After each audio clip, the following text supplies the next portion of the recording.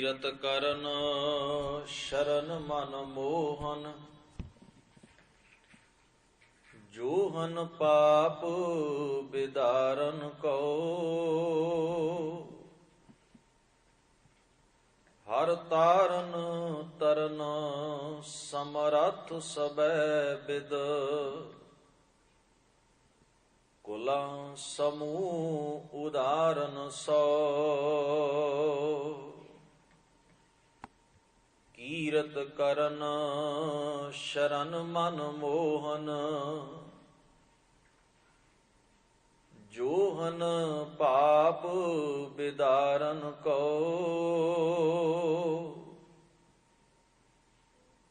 ਹਰ ਤਾਰਨ ਤਰਨ ਸਮਰੱਥ ਸਬੈ ਬਿਦ, ਕੁਲਾਂ ਸਮੂਹ ਉਦਾਰਨ ਸੋ। ਚਿਤ ਚੇਤ ਅਚੇਤ ਜਾਨ ਸਤ ਸੰਗਤ, ਭਰਮ ਅੰਧੇਰ ਮੋਹਿਓ ਕਤ ਧਉ। ਮੂਰਤ ਘਰੀ ਚਸਾ ਪਲ ਸਿਮਰਨ, ਰਾਮ ਨਾਮ ਰਸਨਾ ਸੰਗ ਲਓ। ਹੋਛਉ ਕਾਜ ਅਲਪ ਸੁਖ ਬੰਧਨ, ਕੋਟ ਜਨਮ ਕਹਾ ਦੁਖ ਭਉ। ਸਿਖਿਆ ਸੰਤ ਨਾਮ ਭਜ ਨਾਨਕ, ਰਾਮ ਰੰਗ ਆਤਮ ਸਿਉ ਰਉ। ਹੋਛਉ ਕਾਜ ਅਲਪ ਸੁਖ ਬੰਧਨ,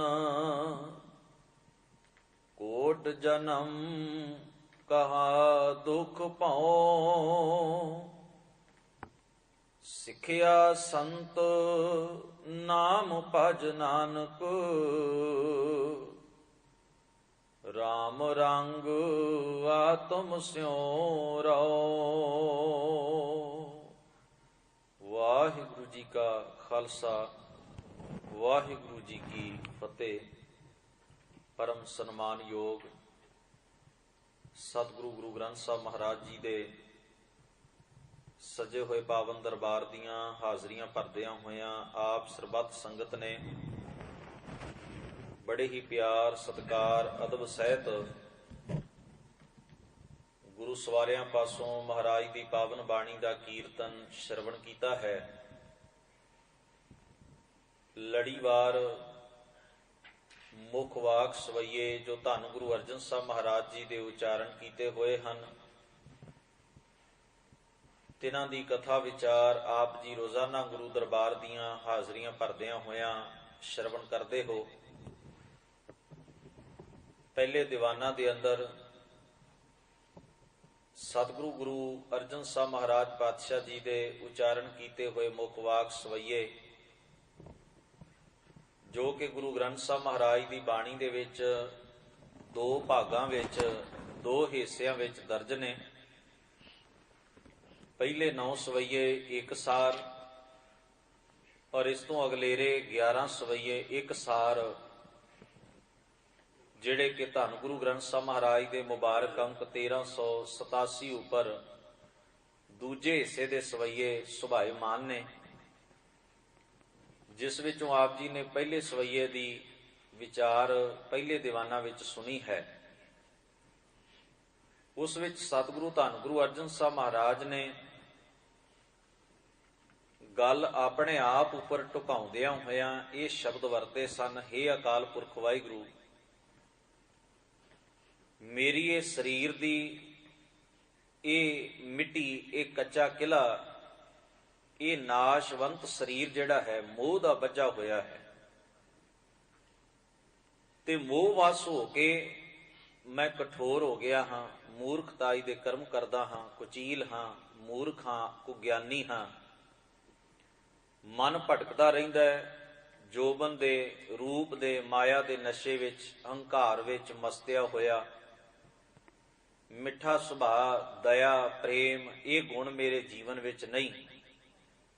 ਔਰ ਅਖੀਰ ਉੱਪਰ ਜੋ ਧੰਨ ਗੁਰੂ ਅਰਜਨ ਸਾਹਿਬ ਮਹਾਰਾਜ ਨੇ ਇਹਨਾਂ ਸਭ ਚੀਜ਼ਾਂ ਦਾ ਜ਼ਿਕਰ ਕਰਦਿਆਂ ਹੋਇਆਂ ਬੇਨਤੀ ਕੀਤੀ, ਅਰਦਾਸ ਕੀਤੀ, ਉਹ ਇਸ ਪ੍ਰਕਾਰ ਸੀ ਜਿਸ ਵਿੱਚ ਮਹਾਰਾਜ ਨੇ ਆਖਿਆ, ਸੀਲ ਧਰਮ ਦਇਆ ਸੁਚ ਨਾਸ ਨਹੀਂ ਹੈ, ਆਇਓ ਸ਼ਰਨ ਜੀ ਕੇ ਦਾਨੀ, ਕਾਰਨ ਕਰਨ ਸਮਰੱਥ ਸ੍ਰੀ ਧਰ, ਰਾਖ ਲਿਹੋ ਨਾਨਕ ਕੇ ਸੁਆਮੀ।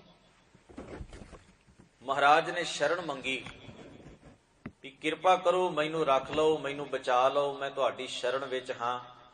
ਰਾਖ ਲਿਓ ਦਾ ਅਰਥ ਹੁੰਦਾ ਹੈ ਬਚਾ ਲਵੋ, ਮੈਨੂੰ ਇਹਨਾਂ ਤਮਾਮ ਔਗਣਾਂ ਤੇ ਵਿਕਾਰਾਂ ਤੋਂ ਉੱਪਰ ਉਠਾ ਲਓ ਤਾਂ ਕਿ ਮੇਰਾ ਜੀਵਨ ਇਹਨਾਂ ਤੋਂ ਬਚ ਜਾਏ। ਇਸੇ ਲੜੀ ਨੂੰ ਅੱਗੇ ਸਤਿਗੁਰੂ ਧੰਨ ਗੁਰੂ ਅਰਜਨ ਸਾਹਿਬ ਮਹਾਰਾਜ ਅਗਲੇਰੇ ਸਵਈਏ ਵਿੱਚ ਬਿਆਨ ਕਰਦੇ ਨੇ। ਕਹਿੰਦੇ ਨੇ ਬੰਦੇ ਦੇ ਜੀਵਨ ਅੰਦਰ ਪਾਪ ਹੋਣ, ਪਾਪ ਦਾ ਅਰਥ ਹੁੰਦਾ ਹੈ ਅਪਰਾਧ ਕਰਨਾ, ਗੁਨਾਹ ਕਰਨਾ, ਦੋਸ਼ ਪੈਦਾ ਕਰ ਲੈਣੇ ਆਪਣੇ ਜੀਵਨ ਦੇ ਅੰਦਰ। ਵੈਸੇ ਧਾਰਮਿਕ ਲਿਟਰੇਚਰ ਦੇ ਵਿੱਚ, ਸਾਹਿਤ ਦੇ ਵਿੱਚ ਜੋ ਪੁਰਾਣੇ ਗ੍ਰੰਥਾਂ ਨੇ ਜਾਂ ਪੁਰਾਣੇ ਧਾਰਮਿਕ ਵਿਆਖਿਆਕਾਰਾਂ ਨੇ ਪਾਪਾਂ ਦੀ ਗਿਣਤੀ ਤੱਕ ਦਾ ਵੀ ਜ਼ਿਕਰ ਕੀਤਾ ਹੈ। ਜਿਵੇਂ ਕਿ ਭਾਈ ਕਾਨ੍ਹ ਸਿੰਘ ਨਾਭਾ ਜੀ ਨੇ ਮਹਾਨ ਕੋਸ਼ ਦੇ ਅੰਦਰ ਪਾਪ ਸ਼ਬਦ ਦੀ ਐਂਟਰੀ ਦੇ ਥੱਲੇ ਜ਼ਿਕਰ ਕੀਤਾ ਹੈ ਵੀ ਵੱਖ-ਵੱਖ ਗ੍ਰੰਥਾਂ ਨੇ ਵੱਖ-ਵੱਖ ਕਿਸਮਾਂ ਦੇ ਪਾਪਾਂ ਦਾ ਜ਼ਿਕਰ ਕਰਦਿਆਂ ਹੋਇਆਂ ਲਿਖਿਆ, ਜਿਸ ਵਿੱਚ ਮਹਾਭਾਰਤ ਵਿੱਚ ਮਨੂ ਸਿਮਰਤੀ ਵਿੱਚ ਕਿੰਨੇ ਕਿੰਨੇ ਪਾਪ ਦਿੱਤੇ ਗਏ ਨੇ। ਮਨੂ ਸਿਮਰਤੀ 5 ਮਹਾਂਪਾਪ ਮੰਨਦੀ ਏ। ਬ੍ਰਹਮ ਹੱਤਿਆ ਕਰਨਾ ਭਾਵ ਬ੍ਰਾਹਮਣ ਦਾ ਕਤਲ ਹੋ ਜਾਣਾ, ਕਤਲ ਕਰ ਦੇਣ ਵਾਲਾ ਉਹ ਬ੍ਰਹਮ ਹੱਤਿਆ ਦਾ ਅਧਿਕਾਰੀ ਮਹਾਂਪਾਪ ਏ। ਔਰ ਦੂਸਰਾ ਪਾਪ ਉਹਨਾਂ ਨੇ ਲਿਖਿਆ ਸ਼ਰਾਬ ਪੀਣੀ, ਤੀਸਰਾ ਲਿਖਿਆ ਚੋਰੀ ਕਰਨੀ, ਇਹ ਮਹਾਂਪਾਪਾਂ ਦੇ ਵਿੱਚ ਆਉਂਦੇ ਨੇ। ਚੌਥਾ ਹੈ ਆਪਣੇ ਗੁਰੂ ਦੀ ਇਸਤਰੀ ਪ੍ਰਤੀ ਮੰਦ ਭਾਵਨਾ ਰੱਖਣੀ, ਵਿਭਚਾਰੀ ਹੋਣਾ, ਇਹ 4 ਉਗਰ ਮਹਾਂਪਾਪ ਨੇ। ਔਰ 5ਵਾਂ ਪਾਪੀ ਉਹ ਹੈ ਜਿਹੜਾ ਇਹਨਾਂ ਉੱਪਰ 4 ਬ੍ਰਹਮ ਹੱਤਿਆ ਕਰਨ ਵਾਲਾ, ਚੋਰੀ ਕਰਨ ਵਾਲਾ ਔਰ ਆਪਣੇ ਗੁਰੂ ਦੀ ਔਰਤ ਉੱਪਰ ਮਾੜੀ ਨਜ਼ਰ ਰੱਖਣ ਵਾਲਾ। 3 ਕਿਸਮ ਦੇ ਪਾਪੀ ਨੇ। ਚੌਥਾ ਸ਼ਰਾਬ ਪੀਣ ਵਾਲਾ ਔਰ 5ਵਾਂ ਜਿਹੜਾ ਇਹਨਾਂ ਦੇ ਚੌਂ ਦੇ ਨਾਲ ਸੰਬੰਧ ਰੱਖਦਾ ਹੈ, ਉਹਨਾਂ ਦੀ ਬਹਿਣੀ ਵਿੱਚ ਬਹਿੰਦਾ ਹੈ, ਉਹਨਾਂ ਦੀ ਸੰਗਤ ਕਰਦਾ ਹੈ। ਮਨੂ ਸਿਮਰਤੀ ਨੇ 5 ਮਹਾਂਪਾਪ ਮੰਨੇ ਵਿਨਾਸ਼ਕਾਰੀ ਸਮਾਜ ਵਾਸਤੇ, ਮਨੁੱਖ ਦੇ ਜੀਵਨ ਵਾਸਤੇ। ਮਹਾਭਾਰਤ ਨੇ 10-11 ਪਾਪਾਂ ਦੀ ਕੁੱਲ ਗਿਣਤੀ ਕੀਤੀ ਹੈ, ਜਿਸ ਵਿੱਚ ਉਹਨਾਂ ਨੇ ਹਿੰਸਾ ਕਰਨੀ ਭਾਵ ਮਨ ਕਠੋਰ ਕਰਕੇ ਹੱਤਿਆ ਕਰਨੀ, ਗੁਨਾਹ ਕਰਨਾ। ਦੂਸਰਾ ਉਹਨਾਂ ਨੇ ਚੋਰੀ ਨੂੰ ਮੰਨਿਆ ਵੀ ਚੋਰੀ ਵੀ ਇੱਕ ਪਾਪ ਹੈ, 2 ਨੰਬਰ ਦਾ ਪਾਪ ਹੈ। ਤੀਸਰਾ ਹੈ ਦੂਸਰੇ ਵਿਅਕਤੀ ਦੇ ਪ੍ਰਤੀ ਆਪਣੇ ਮਨ ਅੰਦਰ ਨਫ਼ਰਤ ਪਾਲਣੀ, ਕੌੜਾ ਬੋਲਣਾ, ਝੂਠ ਬੋਲਣਾ, ਚੁਗਲੀ ਕਰਨੀ, ਵਾਅਦਾ ਖਿਲਾਫੀ ਕਰਨੀ ਭਾਵ ਕਿਸੇ ਨਾਲ ਵਾਅਦਾ ਕਰਕੇ ਮੁੱਕਰ ਜਾਣਾ, ਜ਼ਬਾਨ ਤੋਂ ਫਿਰ ਜਾਣਾ। ਇਸ ਤੋਂ ਅੱਗੇ ਜ਼ਿਕਰ ਕੀਤਾ ਹੈ ਬੁਰਾ ਚਿਤਵਣਾ, ਬੇਰਹਿਮੀ ਤੇ ਪੁੰਨ ਦਾਨ ਕਰਕੇ ਕੋਈ ਮਨ ਵਿੱਚ ਕਾਮਨਾ ਪੈਦਾ ਕਰਨੀ ਇਤਿਆਦਿਕ। ਇਹਨਾਂ ਪਾਪਾਂ ਦਾ ਜ਼ਿਕਰ ਉਹਨਾਂ ਨੇ ਕੀਤਾ ਹੈ। ਬਾਈਬਲ ਦੇ ਵਿੱਚ ਕੁੱਲ 7 ਪਾਪਾਂ ਦਾ ਜ਼ਿਕਰ ਹੈ, ਜਿਸ ਵਿੱਚ ਉਹਨਾਂ ਨੇ ਕ੍ਰੋਧ ਨੂੰ ਵੀ ਇੱਕ ਪਾਪ ਮੰਨਿਆ, ਈਰਖਾ ਨੂੰ ਇੱਕ ਪਾਪ ਮੰਨਿਆ, ਵਿਭਚਾਰ ਨੂੰ ਪਾਪ ਮੰਨਿਆ, ਅਭਿਮਾਨ ਨੂੰ ਪਾਪ ਮੰਨਿਆ। ਇਸ ਤੋਂ ਇਲਾਵਾ ਜੀਭ ਰਸ ਨੂੰ ਵੀ ਜ਼ੁਬਾਨ ਦੇ ਰਸ ਵਾਸਤੇ ਹੀ ਮਨੁੱਖ ਜਿਉਂਦਾ ਰਵੇ, ਖਾਂਦਾ ਰਵੇ, ਇਹ ਵੀ ਪਾਪ ਹੈ। ਔਰ ਆਲਸ ਕਰਨਾ, ਦਰਿਦਰੀ ਹੋ ਜਾਣਾ, ਇਹ 7 ਪਾਪ ਮੰਨੇ ਨੇ, ਗੁਨਾਹ ਮੰਨੇ ਨੇ ਜੀਵਨ ਦੇ। ਇਹ ਜ਼ਿਕਰ ਮੈਂ ਇਸ ਕਰਕੇ ਤੁਹਾਡੇ ਨਾਲ ਕੀਤਾ ਹੈ ਵੀ ਪੁਰਾਤਨ ਸਾਹਿਤ ਦੇ ਅੰਦਰ ਵੀ ਪਾਪ ਦੀ ਗੱਲ ਜਿਹੜੀ ਉਹ ਚੱਲਦੀ ਰਹੀ ਹੈ ਕਿਸੇ ਨਾ ਕਿਸੇ ਰੂਪ ਵਿੱਚ। ਔਰ ਵਿਦਵਾਨਾਂ ਨੇ ਜਦੋਂ ਗਿਣਤੀ ਕਰਨੀ ਆਰੰਭ ਕੀਤੀ ਵੀ ਕਿਹੜਾ ਕਿਹੜਾ ਪਾਪ ਵੱਡਾ ਹੈ ਸਾਡੇ ਸਮਾਜ ਵਿੱਚ, ਮੈਂ ਸਮਝਦਾ ਸ਼ਾਇਦ ਜਿਨ੍ਹਾਂ ਨੇ ਵੀ ਪਾਪਾਂ ਨੂੰ ਗਿਣਤੀ ਵਿੱਚ ਲਿਆਉਣ ਦਾ ਜ਼ਿਕਰ ਕੀਤਾ ਹੈ, ਯਤਨ ਕੀਤਾ ਹੈ, ਉਹਨਾਂ ਦੀ ਭਾਵਨਾ ਇਹ ਸੀ ਵੀ ਜੋ ਸਮਾਜ ਵਿੱਚ ਉਹਨਾਂ ਨੇ ਵੇਖਿਆ ਵੀ ਆਹ ਔਗਣ ਸਭ ਤੋਂ ਵੱਧ ਹੈ, ਆਹ ਔਗਣ ਸਭ ਤੋਂ ਵੱਧ, ਉਹਨਾਂ ਨੇ ਉਹਦਾ ਜ਼ਿਕਰ ਕਰਕੇ ਸਮਝਾਇਆ ਵੀ ਇਹ ਉਗਰ ਮਹਾਪਾਪ ਨੇ ਜਿਨ੍ਹਾਂ ਤੋਂ ਮਨੁੱਖ ਨੂੰ ਬਚਣਾ ਚਾਹੀਦਾ। ਪਰ ਜਦੋਂ ਅਸੀਂ ਧੰਨ ਗੁਰੂ ਗ੍ਰੰਥ ਸਾਹਿਬ ਮਹਾਰਾਜ ਦੀ ਪਾਵਨ ਬਾਣੀ ਨੂੰ ਪੜ੍ਹਦੇ ਹਾਂ, ਗੁਰਬਾਣੀ ਦੇ ਵਿੱਚੋਂ ਸਮਝਣ ਦੀ ਕੋਸ਼ਿਸ਼ ਕਰੀਏ ਕਿ ਪਾਪ ਕੀ ਨੇ। ਕੀ ਗੁਰਬਾਣੀ ਨੇ ਵੀ ਪਾਪਾਂ ਦੀ ਕੋਈ ਗਿਣਤੀ ਕੀਤੀ ਹੈ? ਜਿਵੇਂ ਦੱਸੇ ਹੋਣ ਵੀ 7 ਨੇ, 10 ਨੇ, 11 ਨੇ, 15 ਨੇ, ਜਿੰਨੇ ਵੀ ਨੇ। ਜਦੋਂ ਸਤਿਗੁਰੂ ਜੀ ਆਪਣੀ ਮੁਬਾਰਕ ਬਾਣੀ ਦੇ ਵਿੱਚ ਇਹ ਸ਼ਬਦ ਵਰਤਦੇ ਨੇ ਨਾ, ਹਮ ਪਾਪੀ ਪਤਿਤ ਪਰਮ ਪਾਖੰਡੀ ਤੂੰ ਨਿਰਮਲ ਨਿਰੰਕਾਰੀ। ਸਤਿਗੁਰੂ ਕਈ ਜਗ੍ਹਾ ਤੇ ਤਾਂ ਇੱਥੋਂ ਤੱਕ ਗੱਲ ਕਹਿ ਦਿੰਦੇ ਨੇ, ਹਮਰੇ ਔਗਣ ਬਹੁਤ ਬਹੁਤ ਹੈ। ਕਿੰਨੇ ਕੁ ਗਿਣਾ? ਬਹੁਤ ਜ਼ਿਆਦਾ ਨੇ। ਜੇਤਾ ਸਮੁੰਦ ਸਾਗਰ ਨੀਰ ਭਰਿਆ ਤੇਤੇ ਔਗਣ ਹਮਾਰੇ। ਜਿਨ੍ਹਾਂ ਸਮੁੰਦਰਾਂ ਵਿੱਚ ਪਾਣੀ ਭਰਿਆ ਪਿਆ, ਇੰਨੇ ਔਗਣ ਸਾਡੇ ਅੰਦਰ ਨੇ। ਜਿੱਥੇ ਸਤਿਗੁਰੂ ਗੁਰੂ ਗ੍ਰੰਥ ਸਾਹਿਬ ਮਹਾਰਾਜ ਇਸ ਗੱਲ ਦਾ ਜ਼ਿਕਰ ਕਰਦੇ ਨੇ, ਹਮ ਪਾਪੀ ਤੁਮ ਪਾਪ ਖੰਡਨ ਨੀਕੋ ਠਾਕੁਰ ਦੇਸਾ। ਗੁਰਬਾਣੀ ਨੇ ਸਿੱਧੇ ਰੂਪ ਵਿੱਚ ਗਿਣਤੀ ਕੋਈ ਨਹੀਂ ਕੀਤੀ, ਵਿਕਾਰਾਂ ਦਾ ਜ਼ਿਕਰ ਕੀਤਾ ਹੈ। ਵਿਕਾਰ ਦਾ ਅਰਥ ਵੀ ਮੈਂ ਪਹਿਲਾਂ ਸਾਂਝਾ ਕੀਤਾ ਸੀ ਵੀ ਕਾਰ ਤੋਂ ਹਟ ਕੇ ਜਿਹੜੀ ਚੀਜ਼ ਹੋਵੇ, ਦਾਇਰੇ ਤੋਂ ਲੰਘ ਕੇ ਜਿਹੜੀ ਗੱਲ ਹੋਵੇ, ਉਹਨੂੰ ਵਿਕਾਰ ਕਹਿੰਦੇ ਨੇ, ਔਗਣ। ਗੁਰਬਾਣੀ ਕ੍ਰੋਧ ਨੂੰ ਪਾਪ ਨਹੀਂ ਮੰਨਦੀ। ਬੇਨਤੀ ਕਰਾਂ, ਕ੍ਰੋਧ ਨੂੰ ਪਾਪ ਨਹੀਂ ਮੰਨਦੀ। ਕ੍ਰੋਧ ਕੁਦਰਤ ਨੇ ਸਾਡੇ ਅੰਦਰ ਪੈਦਾ ਕੀਤਾ ਹੈ, ਪਰ ਕ੍ਰੋਧ ਨੂੰ ਉਦੋਂ ਪਾਪ ਮੰਨਦੀ ਜਦੋਂ ਕ੍ਰੋਧ ਦੇ ਵਸ ਪਿਆ ਮਨੁੱਖ ਆਪਣੀ ਬੁੱਧੀ ਤੋਂ ਹੀਣਾ ਹੋ ਕੇ ਕੋਈ ਐਸਾ ਗੁਨਾਹ ਕਰਦਾ ਹੈ, ਅਪਰਾਧ ਕਰਦਾ। ਜਦੋਂ ਅਪਰਾਧ ਦਾ ਮੂਲ ਕ੍ਰੋਧ ਹੋਵੇ, ਉਦੋਂ ਉਸ ਨੂੰ ਪਾਪ ਮੰਨਦੀ ਹੈ। ਨਹੀਂ ਤਾਂ ਆਮ ਸਿੰਪਲ ਤਰੀਕੇ ਨਾਲ ਕ੍ਰੋਧ ਨੂੰ ਪਾਪ ਨਹੀਂ ਮੰਨਿਆ ਜਾਂਦਾ। ਗੁਰਬਾਣੀ ਮੋਹ ਨੂੰ ਗੁਨਾਹ ਨਹੀਂ ਮੰਨਦੀ, ਪਰ ਗੁਨਾਹ ਵਸ ਹੋ ਕੇ ਬੰਦਾ ਕੋਈ ਕੁਕਰਮ ਕਰਦਾ ਹੈ, ਕੋਈ ਅਪਰਾਧ ਕਰਦਾ ਹੈ, ਕੋਈ ਦੋਸ਼ ਉਹਦੇ ਜੀਵਨ 'ਚ ਪੈਦਾ ਹੋ ਜਾਂਦਾ ਹੈ, ਉੱਥੇ ਸਤਿਗੁਰੂ ਨੂੰ ਪਾਪ ਮੰਨਦੀ ਹੈ। ਧਿਆਨ ਦੇਣਾ, ਫਿਰ ਕਾਮ ਹੋਵੇ, ਕਾਮ ਨੂੰ ਗੁਰਮਤਿ ਪਾਪ ਨਹੀਂ ਮੰਨਦੀ, ਪਰ ਕਾਮ ਵਸ ਹੋ ਕੇ ਮਨੁੱਖ ਵਿਭਚਾਰੀ ਹੋਵੇ, ਪਰ ਇਸਤਰੀ ਪਰ ਪੁਰਸ਼ ਦਾ ਸੰਗ ਕਰੇ, ਨਜ਼ਰ ਮੈਲੀ ਕਰੇ, ਆਪਣਾ ਕਰੈਕਟਰ ਆਪਣਾ ਕਿਰਦਾਰ ਨੀਵਾਂ ਕਰ ਲੈ, ਗ੍ਰਸਥ ਦੀ ਮਰਿਆਦਾ ਤੋੜੇ, ਉਦੋਂ ਪਾਪ ਹੈ। ਧੰਨ ਗੁਰੂ ਗ੍ਰੰਥ ਸਾਹਿਬ ਮਹਾਰਾਜ ਨੇ ਇਹਨਾਂ 5 ਵਿਕਾਰਾਂ ਦਾ ਜ਼ਿਕਰ ਕੀਤਾ, ਪਰ ਇਹਨਾਂ 5 ਵਿਕਾਰਾਂ ਨੂੰ ਗੁਰੂ ਗ੍ਰੰਥ ਸਾਹਿਬ ਮਹਾਰਾਜ ਦੀ ਬਾਣੀ ਜਿੱਥੇ ਜਿੱਥੇ ਇਹਨਾਂ ਬਾਬਤ ਉਚੇਚੀ ਸਾਨੂੰ ਤਾੜਨਾ ਕਰਦੀ ਏ ਜਾਂ ਸਾਨੂੰ ਇਹਨਾਂ ਤੋਂ ਬਚਣ ਲਈ ਪ੍ਰੇਰਦੀ ਏ, ਉੱਥੇ ਭਾਵ ਹੈ ਇਹਨਾਂ ਦੇ ਮਾੜੇ ਪ੍ਰਭਾਵ ਤੋਂ ਮੁਕਤ ਹੋਣਾ। ਇੱਥੇ ਸਾਰੀ ਸੰਸਾਰ ਦੀ ਉਤਪਤੀ ਕਾਮ ਨਾਲ ਚੱਲ ਰਹੀ ਹੈ। ਸਾਰਾ ਸੰਸਾਰ ਜਿਹੜਾ ਹੈ, ਹੁਣ ਜਦੋਂ ਅਸੀਂ ਈਰਖਾ ਦੀ ਬਾਤ ਕਰਦੇ ਹਾਂ, ਗੁਰੂ ਗ੍ਰੰਥ ਸਾਹਿਬ ਕਹਿੰਦੇ ਨੇ ਈਰਖਾ ਨਹੀਂ ਕਰਨੀ। ਈਰਖਾ ਤੋਂ ਮੁਕਤ ਹੋਣਾ ਹੈ ਮਨੁੱਖ ਨੇ। ਈਰਖਾ ਦਾ ਮਤਲਬ ਕੀ ਹੈ? ਦੂਸਰੇ ਨੂੰ ਵੱਡਾ ਵੇਖ ਕੇ ਸਾਡੇ ਮਨ ਅੰਦਰ ਬੇਚੈਨੀ ਪੈਦਾ ਹੋਵੇ ਵੀ ਦੂਸਰਾ ਵੱਡਾ ਕਿਉਂ ਹੋ ਰਿਹਾ ਹੈ, ਦੂਸਰਾ ਸਾਡੇ ਤੋਂ ਅੱਗੇ ਕਿਉਂ ਲੰਘ ਰਿਹਾ ਹੈ। ਅਸੀਂ ਜਦੋਂ ਆਪਣੇ ਮਨ ਨੂੰ ਦੁਖੀ ਕਰਨਾ ਸ਼ੁਰੂ ਕਰ ਦਈਏ ਉਹਦੇ ਵੱਲ ਵੇਖ ਕੇ, ਇਹਨੂੰ ਕਹਿੰਦੇ ਨੇ ਈਰਸ਼ਾ, ਈਰਖਾ। ਇਹਨੂੰ ਗੁਰਬਾਣੀ ਇੱਕ ਅੱਗ ਕਹਿੰਦੀ ਹੈ ਵੀ ਬੰਦਾ ਇਸ ਅੱਗ ਵਿੱਚ ਸੜਦਾ ਹੈ। ਇਹਦਾ ਫਾਇਦਾ ਤਾਂ ਕੁਝ ਹੈ ਨਹੀਂ। ਮੇਰੇ ਮਨ ਅੰਦਰ ਸੜ ਲੈਣ ਦੇ ਨਾਲ ਦੂਸਰੇ ਦਾ ਕੀ ਨੁਕਸਾਨ ਹੈ? ਇਹ ਤਾਂ ਮੈਨੂੰ ਆਪਣੇ ਆਪ ਨੂੰ ਨੁਕਸਾਨ ਹੈ ਨਾ। ਇਸ ਲਈ ਗੁਰੂ ਮਹਾਰਾਜ ਕਹਿੰਦੇ ਦੋਸ਼ ਹੈ। ਦੋਸ਼ ਦਾ ਅਰਥ ਹੁੰਦਾ ਇਹ ਔਗਣ ਹੈ ਤੇਰੇ ਅੰਦਰ, ਇਹ ਤੇਰੇ ਦੁੱਖ ਦਾ ਕਾਰਨ ਹੈ, ਇਹ ਤੈਨੂੰ ਅਪਸੈਟ ਕਰਦਾ ਹੈ, ਇਹ ਤੈਨੂੰ ਮਾਨਸਿਕ ਤੌਰ ਉੱਤੇ ਕੰਗਾਲ ਕਰਦਾ ਹੈ। ਸਤਿਗੁਰੂ ਮਹਾਰਾਜ ਕਹਿੰਦੇ ਜਿਸ ਹਿਰਦੇ ਵਿੱਚ ਈਰਖਾ ਆ ਜਾਏ, ਉਹ ਹਿਰਦਾ ਜਿਹੜਾ ਹੈ ਟਿਕਾ 'ਚ ਨਹੀਂ ਰਹਿ ਸਕਦਾ, ਉਸ ਮਨ ਨੂੰ ਕਦੇ ਠੰਡ ਨਹੀਂ ਮਿਲ ਸਕਦੀ, ਉਹ ਬੰਦਾ ਕਿਸੇ ਦਾ ਭਲਾ ਨਹੀਂ ਕਰ ਸਕਦਾ, ਕਿਉਂਕਿ ਉਹਦੇ ਅੰਦਰ ਹਮੇਸ਼ਾ ਹੀ ਭਾਵਨਾ ਹੈ ਵੀ ਸਾਰੇ ਬੰਦੇ ਮੇਰੇ ਤੋਂ ਮਗਰ ਰਹਿਣੇ ਚਾਹੀਦੇ ਨੇ, ਮੈਂ ਹੀ ਅੱਗੇ ਹੋਵਾਂ, ਸਭ ਕੁਝ ਮੇਰੇ ਕੋਲ ਹੋਵੇ। ਉਹ ਬੰਦਾ ਦੂਸਰੇ ਦੇ ਦੁੱਖ ਨੂੰ ਦੁੱਖ ਨਹੀਂ ਸਮਝੇਗਾ। ਇੱਕ ਦੋਸ਼ ਦੂਜੇ ਨੂੰ, ਦੂਜਾ ਤੀਜੇ ਨੂੰ ਜਨਮ ਦਿੰਦਾ ਜਾਂਦਾ ਹੈ। ਬੰਦੇ ਦੇ ਅੰਦਰ ਔਗਣ ਹੀ ਔਗਣ ਪੈਦਾ ਹੁੰਦੇ ਜਾਣ। ਇੱਕ ਔਗਣ ਮਨੁੱਖ ਦੇ ਜੀਵਨ ਅੰਦਰ ਅਨੇਕਾਂ ਔਗਣ ਪੈਦਾ ਕਰ ਦਿੰਦਾ ਹੈ। ਪਰ ਸਤਿਗੁਰੂ ਧੰਨ ਗੁਰੂ ਗ੍ਰੰਥ ਸਾਹਿਬ ਮਹਾਰਾਜ ਸੱਚੇ ਪਾਤਸ਼ਾਹ ਜਦੋਂ ਇਹਨਾਂ ਵਿਕਾਰਾਂ ਦੀ ਵਿਆਖਿਆ ਕਰਦੇ ਨੇ ਨਾ, ਉਸ ਵਿਆਖਿਆ ਨੂੰ ਸਮਝਣਾ ਚਾਹੀਦਾ ਵੀ ਉਹ ਵਿਆਖਿਆ ਕੀ ਹੈ। उस व्याख्या नूं समझण तो बिना पाप का सही अर्थ नहीं समझा जा सकता। जे असीं धन गुरु ग्रंथ साहिब महाराज की मुबारक बाणी विचों ये जिहड़ी व्याख्या महाराज ने की, भावें वो काम के विषय ते होवे, भावें वो क्रोध के विषय ते होवे, भावें वो लोभ के विषय ते होवे, जिन्ना चिर उसकी असीं व्याख्या नूं गंभीरता नाल नहीं समझते उन्ना चिर पाप का असल मतलब समझ विच नहीं आ सकता। पाप की गुरु ग्रंथ साहिब महाराज तो सीधे शब्दों च यही उन्हां दा विचार कहिंदा है कि पाप की कोई उंगलों के पोटियां ते गिणतियां नहीं कीतियां जा सकदियां भी इन्ने ही पाप हुंदे ने, कोई गिणती नहीं है।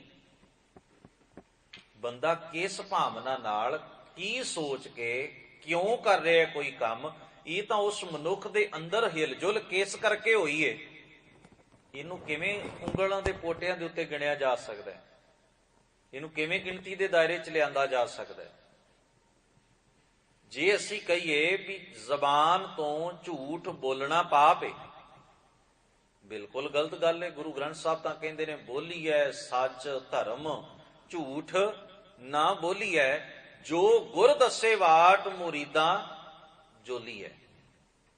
जालम आदमी तलवार लैके खड़ा होवे, मजलूम नूं मारन वास्ते, कतल करन वास्ते, बेगुनाह बंदे नूं, सानू वो आके पूछे भी किथे है वो बंदा, असी सच बोलीए कि झूठ कहीए, सिचुएशन की है समझना पएगा।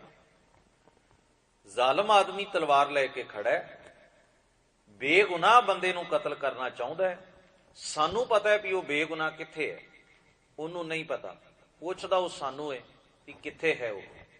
उत्थे असी सच बोलते हैं, बेगुनाह कतल हुंदा है, झूठ बोलते हैं तो सीधे शब्दों में जो असी सच का भाव कढ़ रखे है उहदे मुताबक वो थ्योरी टुट जाती है।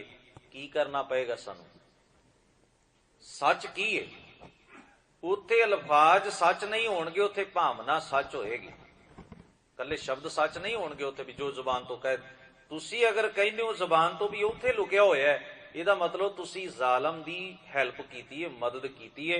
एक आदमी नूं बेगुनाह नूं मरवाउण विच तुहाडा भी पूरा योगदान है। डायरैक्शन तुसां दित्ती, तलवार उन चलाई, थो पता असीं दिता। ਇਹਦਾ मतलब है धर्म इस सच नूं प्रवान नहीं करेगा। धर्म साडी भावना दे मुताबक सच ते झूठ का निर्णय करता है। जिहड़ा शब्द बाणी विचों असीं पढ़दे हैं ना, बोली है सच धर्म, धर्म का अर्थ की है नियम, लॉ, कुदरत, नेचर नूं। जदों असी नेचर नूं, कुदरत नूं समझ के तुरदे हां, जदों असी गुरु दे मुताबक अपना जीवन शब्द मुताबक घड़दे हां, साडे मन अंदर धर्म का भाव टिक जांदा है। असी भावनात्मक तौर ते ही सचिआरे हुंदे हां, गल्ली बाती नहीं। गल्ली बाती तां बंदा ना उदों भी सच बोलदा है जदों उहनूं फायदा होना होवे, जदों उहनूं लगे भी इत्थे मेरा नुकसान, उदों चुप कर जाए। वो सच नहीं है, वो तो स्वार्थ पूरा करने वास्ते बोलिया होया सच है। इस करके जितों तक झूठ का संबंध है, धन गुरु ग्रंथ साहिब महाराज कहते ने वेखना पएगा भी भावना की है बंदे दी। ओदी जबान दे बोलां ते ही सारा कुछ तय नहीं हो जाना, ओदी भावना ते सारा कुछ तय होना है।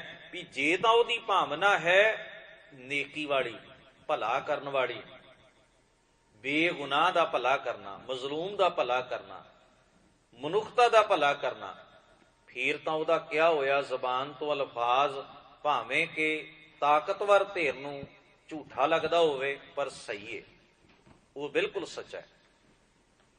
इवें धर्म जिहड़ा साडे शब्दां ते नहीं, साडे बाहर दे कर्म उत्ते नहीं, धर्म जिहड़ा वो साडी भावना दे मुताबक भी साडे अंदरूनी तौर उत्ते ही साडा मनोभाव जिहड़ा वो चंगा बन जाए, असीं अंदरों ही चंगे बन जाइए।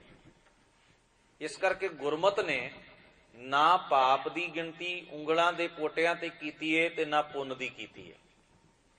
गुरु ग्रंथ साहब महाराज की पावन बाणी ने सिमरत शास्त्र पुन पाप विचार दे तत्तै सार ना जाने। गुरु अमरदास महाराज कहते जिहड़े सिमरतियां ने, शास्त्र ग्रंथ ने, उन्हां दीयां लिखतां पाप की गल करदियां ने, पुन की गल कर, आ पाप ने ये नहीं करने, आ पुन ने ये नहीं करने। सतगुरु कहते मनुख ने उन्होंने फॉलो किया, मन्निया ਚਲੋ ਜਿੰਨੀ ਕੁ ਸੇਧ ਮਿਲੀ ਉਨੀ ਮੰਨਣੀ ਮਨੁੱਖ ਨੇ ਜ਼ਰੂਰੀ ਸਮਝੀ ਔਰ ਮੰਨਿਆ ਵੀ ਆਹ ਭਾਈ ਪਾਪ ਨੇ, ਇਹ ਆਪਾਂ ਨਹੀਂ ਕਰਨੇ, ਆਹ ਕੰਮ ਪੁੰਨ ਨੇ, ਆਪਾਂ ਇਹ ਕਰਨੇ ਨੇ। ਗਿਣਤੀ ਹੋ ਗਈ ਨਾ, ਬੰਦੇ ਦੇ ਸਾਹਮਣੇ ਸਿੱਧੀ ਜਿਹੀ ਗੱਲ ਆ ਗਈ ਵੀ ਆਹ ਕੰਮ ਕਰਨਾ ਹੈ, ਆਹ ਨਹੀਂ ਕਰਨਾ। ਇੱਕ ਤਰੀਕਾ ਹੈ। ਆਮ ਆਦਮੀ ਜਿਹੜਾ ਹੈ ਨਾ, ਜਿਹਨੂੰ ਸਮਝ ਨਹੀਂ ਹੈ ਕਿਸੇ ਗੱਲ ਦੀ, ਜਿਹਦਾ ਅਜੇ ਮਨ ਪੂਰੀ ਤਰ੍ਹਾਂ ਧਰਮ ਦੇ ਇਸ ਫਲਸਫੇ ਨੂੰ ਸਮਝ ਨਹੀਂ ਸਕਿਆ, ਜਿਹੜਾ ਭਾਵਨਾਤਮਕ ਤੌਰ ਤੇ ਇਹਨਾਂ ਸੁਚੇਤ ਨਹੀਂ ਹੈ, ਉਹਨੂੰ ਤਾਂ ਫਿਰ ਦੱਸਣਾ ਹੀ ਪਏਗਾ ਨਾ ਵੀ ਆਹ ਕੰਮ ਕਰਨਾ ਹੈ, ਆਹ ਨਹੀਂ ਕਰਨਾ, ਇੱਕ ਸਿੱਧੇ ਤਰੀਕੇ ਦੇ ਨਾਲ। ਪਰ ਮਹਾਰਾਜ ਕਹਿੰਦੇ ਤੱਤੈ ਸਾਰ ਨਾ ਜਾਣੀ। ਬੰਦਾ ਕਈ ਵਾਰ ਉਹ ਪੁੰਨ ਕਰੀ ਜਾਂਦਾ ਹੈ, ਉਹ ਗਿਣਤੀ ਦੇ ਪਾਪ, ਉਹਨਾਂ ਤੋਂ ਬਚਣ ਦੀ ਕੋਸ਼ਿਸ਼ ਕਰਦਾ ਰਹਿੰਦਾ, ਪਰ ਸਹੀ ਮਾਇਨਿਆਂ ਦੇ ਵਿੱਚ ਜਿਹੋ ਜਿਹਾ ਉਹਨੂੰ ਧਾਰਮਿਕ ਹੋਣਾ ਚਾਹੀਦਾ ਉਹ ਨਹੀਂ ਬਣ ਪਾਉਂਦਾ। ਉਹ ਉਹਨਾਂ 'ਚ ਉਲਝ ਕੇ ਰਹਿ ਜਾਂਦਾ ਵੀ ਆਹ ਕੰਮ ਦੱਸੇ ਨੇ ਪੁੰਨ ਇਹ ਕਰਨਾ, ਆਹ ਕੰਮ ਦੱਸੇ ਨੇ ਪਾਪ ਨੇ ਇਹ ਨਹੀਂ ਕਰਨੇ। ਇਸ ਕਰਕੇ ਮਹਾਰਾਜ ਕਹਿੰਦੇ ਸਿਮਰਤ ਸ਼ਾਸਤਰ ਪੁੰਨ ਪਾਪ ਵਿਚਾਰਦੇ, ਤੱਤੈ ਸਾਰ ਨਾ ਜਾਣੀ। ਨਿਚੋੜ ਤੇ ਸੱਚ ਦੀ ਗੱਲ ਨੂੰ ਨਹੀਂ ਜਾਣਿਆ। ਤੱਤੈ ਸਾਰ ਨਾ ਜਾਣੀ ਗੁਰੂ ਬਾਝੋਂ, ਤੱਤੈ ਸਾਰ ਨਾ ਜਾਣੀ ਤਿਹੀ ਗੁਣੀ ਸੰਸਾਰ। ਭ੍ਰਮ ਸੁੱਤਾ ਸੁੱਤਿਆਂ ਰੈਣ ਵਿਹਾਣੀ। ਜ਼ਿੰਦਗੀ ਇੱਕ ਨੀਂਦ ਵਿੱਚ ਗੁਜ਼ਰ ਗਈ ਹੈ। ਅੱਖਾਂ ਮੀਟ ਕੇ ਬੰਦਾ ਕੰਮ ਕਰਦਾ ਰਿਹਾ, ਜਾਂ ਕਰਨ ਵਾਲੇ ਕਰ ਛੱਡੋ, ਆ ਨਹੀਂ ਕਰਨ ਵਾਲੇ ਨਾ ਕਰੋ। ਕੁਝ ਮੰਨੇ ਗਏ, ਕੁਝ ਨਾ ਮੰਨੇ ਗਏ, ਚਲਦਿਆਂ ਚਲਦੇ ਇੱਕ ਨੀਂਦ ਵਿੱਚ ਅੱਖਾਂ ਬੰਦ ਕਰਕੇ ਬੰਦਾ ਤੁਰਦਾ ਰਿਹਾ। ਪਰ ਜਿੰਨਾ ਚਿਰ ਗੁਰੂ ਸਾਹਿਬ ਕਹਿੰਦੇ ਮਨੁੱਖ ਆਪਣੀ ਸੁਰਤੀ ਦੀ ਅੱਖ ਨਹੀਂ ਖੋਲਦਾ, ਆਪ ਨਹੀਂ ਸਮਝਦਾ ਵੀ ਸੱਚ ਕੀ ਏ, ਧਰਮ ਕੀ ਏ, ਝੂਠ ਕੀ ਏ, ਸੱਚ ਕੀ ਏ, ਕਿਵੇਂ ਜੀਵਨ 'ਚ ਇਹਨੂੰ ਹੰਡਾਉਣਾ ਹੈ, ਕਿਵੇਂ ਮਨੁੱਖ ਇਹਨਾਂ ਦੇ ਉੱਤੇ ਵਰਕ ਕਰੇ, ਕੰਮ ਕਰੇ, ਉਹਨਾਂ ਚਿਰ ਗੁਰੂ ਗ੍ਰੰਥ ਸਾਹਿਬ ਮਹਾਰਾਜ ਕਹਿੰਦੇ ਸੁੱਤਿਆਂ ਰਹਿਣ ਵਿਹਾਣੀ। ਗੁਰ ਕਿਰਪਾ ਤੇ ਸੇ ਜਨ ਜਾਗੇ, ਜਿਨ੍ਹਾਂ ਹਰ ਮਨ ਵਸਿਆ, ਬੋਲੇ ਅੰਮ੍ਰਿਤ ਬਾਣੀ। ਕਹੈ ਨਾਨਕ ਸੋ ਤਤ ਪਾਏ, ਜਿਸਨੂੰ ਅਨ ਦਿਨ ਹਰ ਲਿਵ ਲਾਗੈ, ਜਾਗਤ ਰਹਿਣ ਵਿਹਾਣੀ।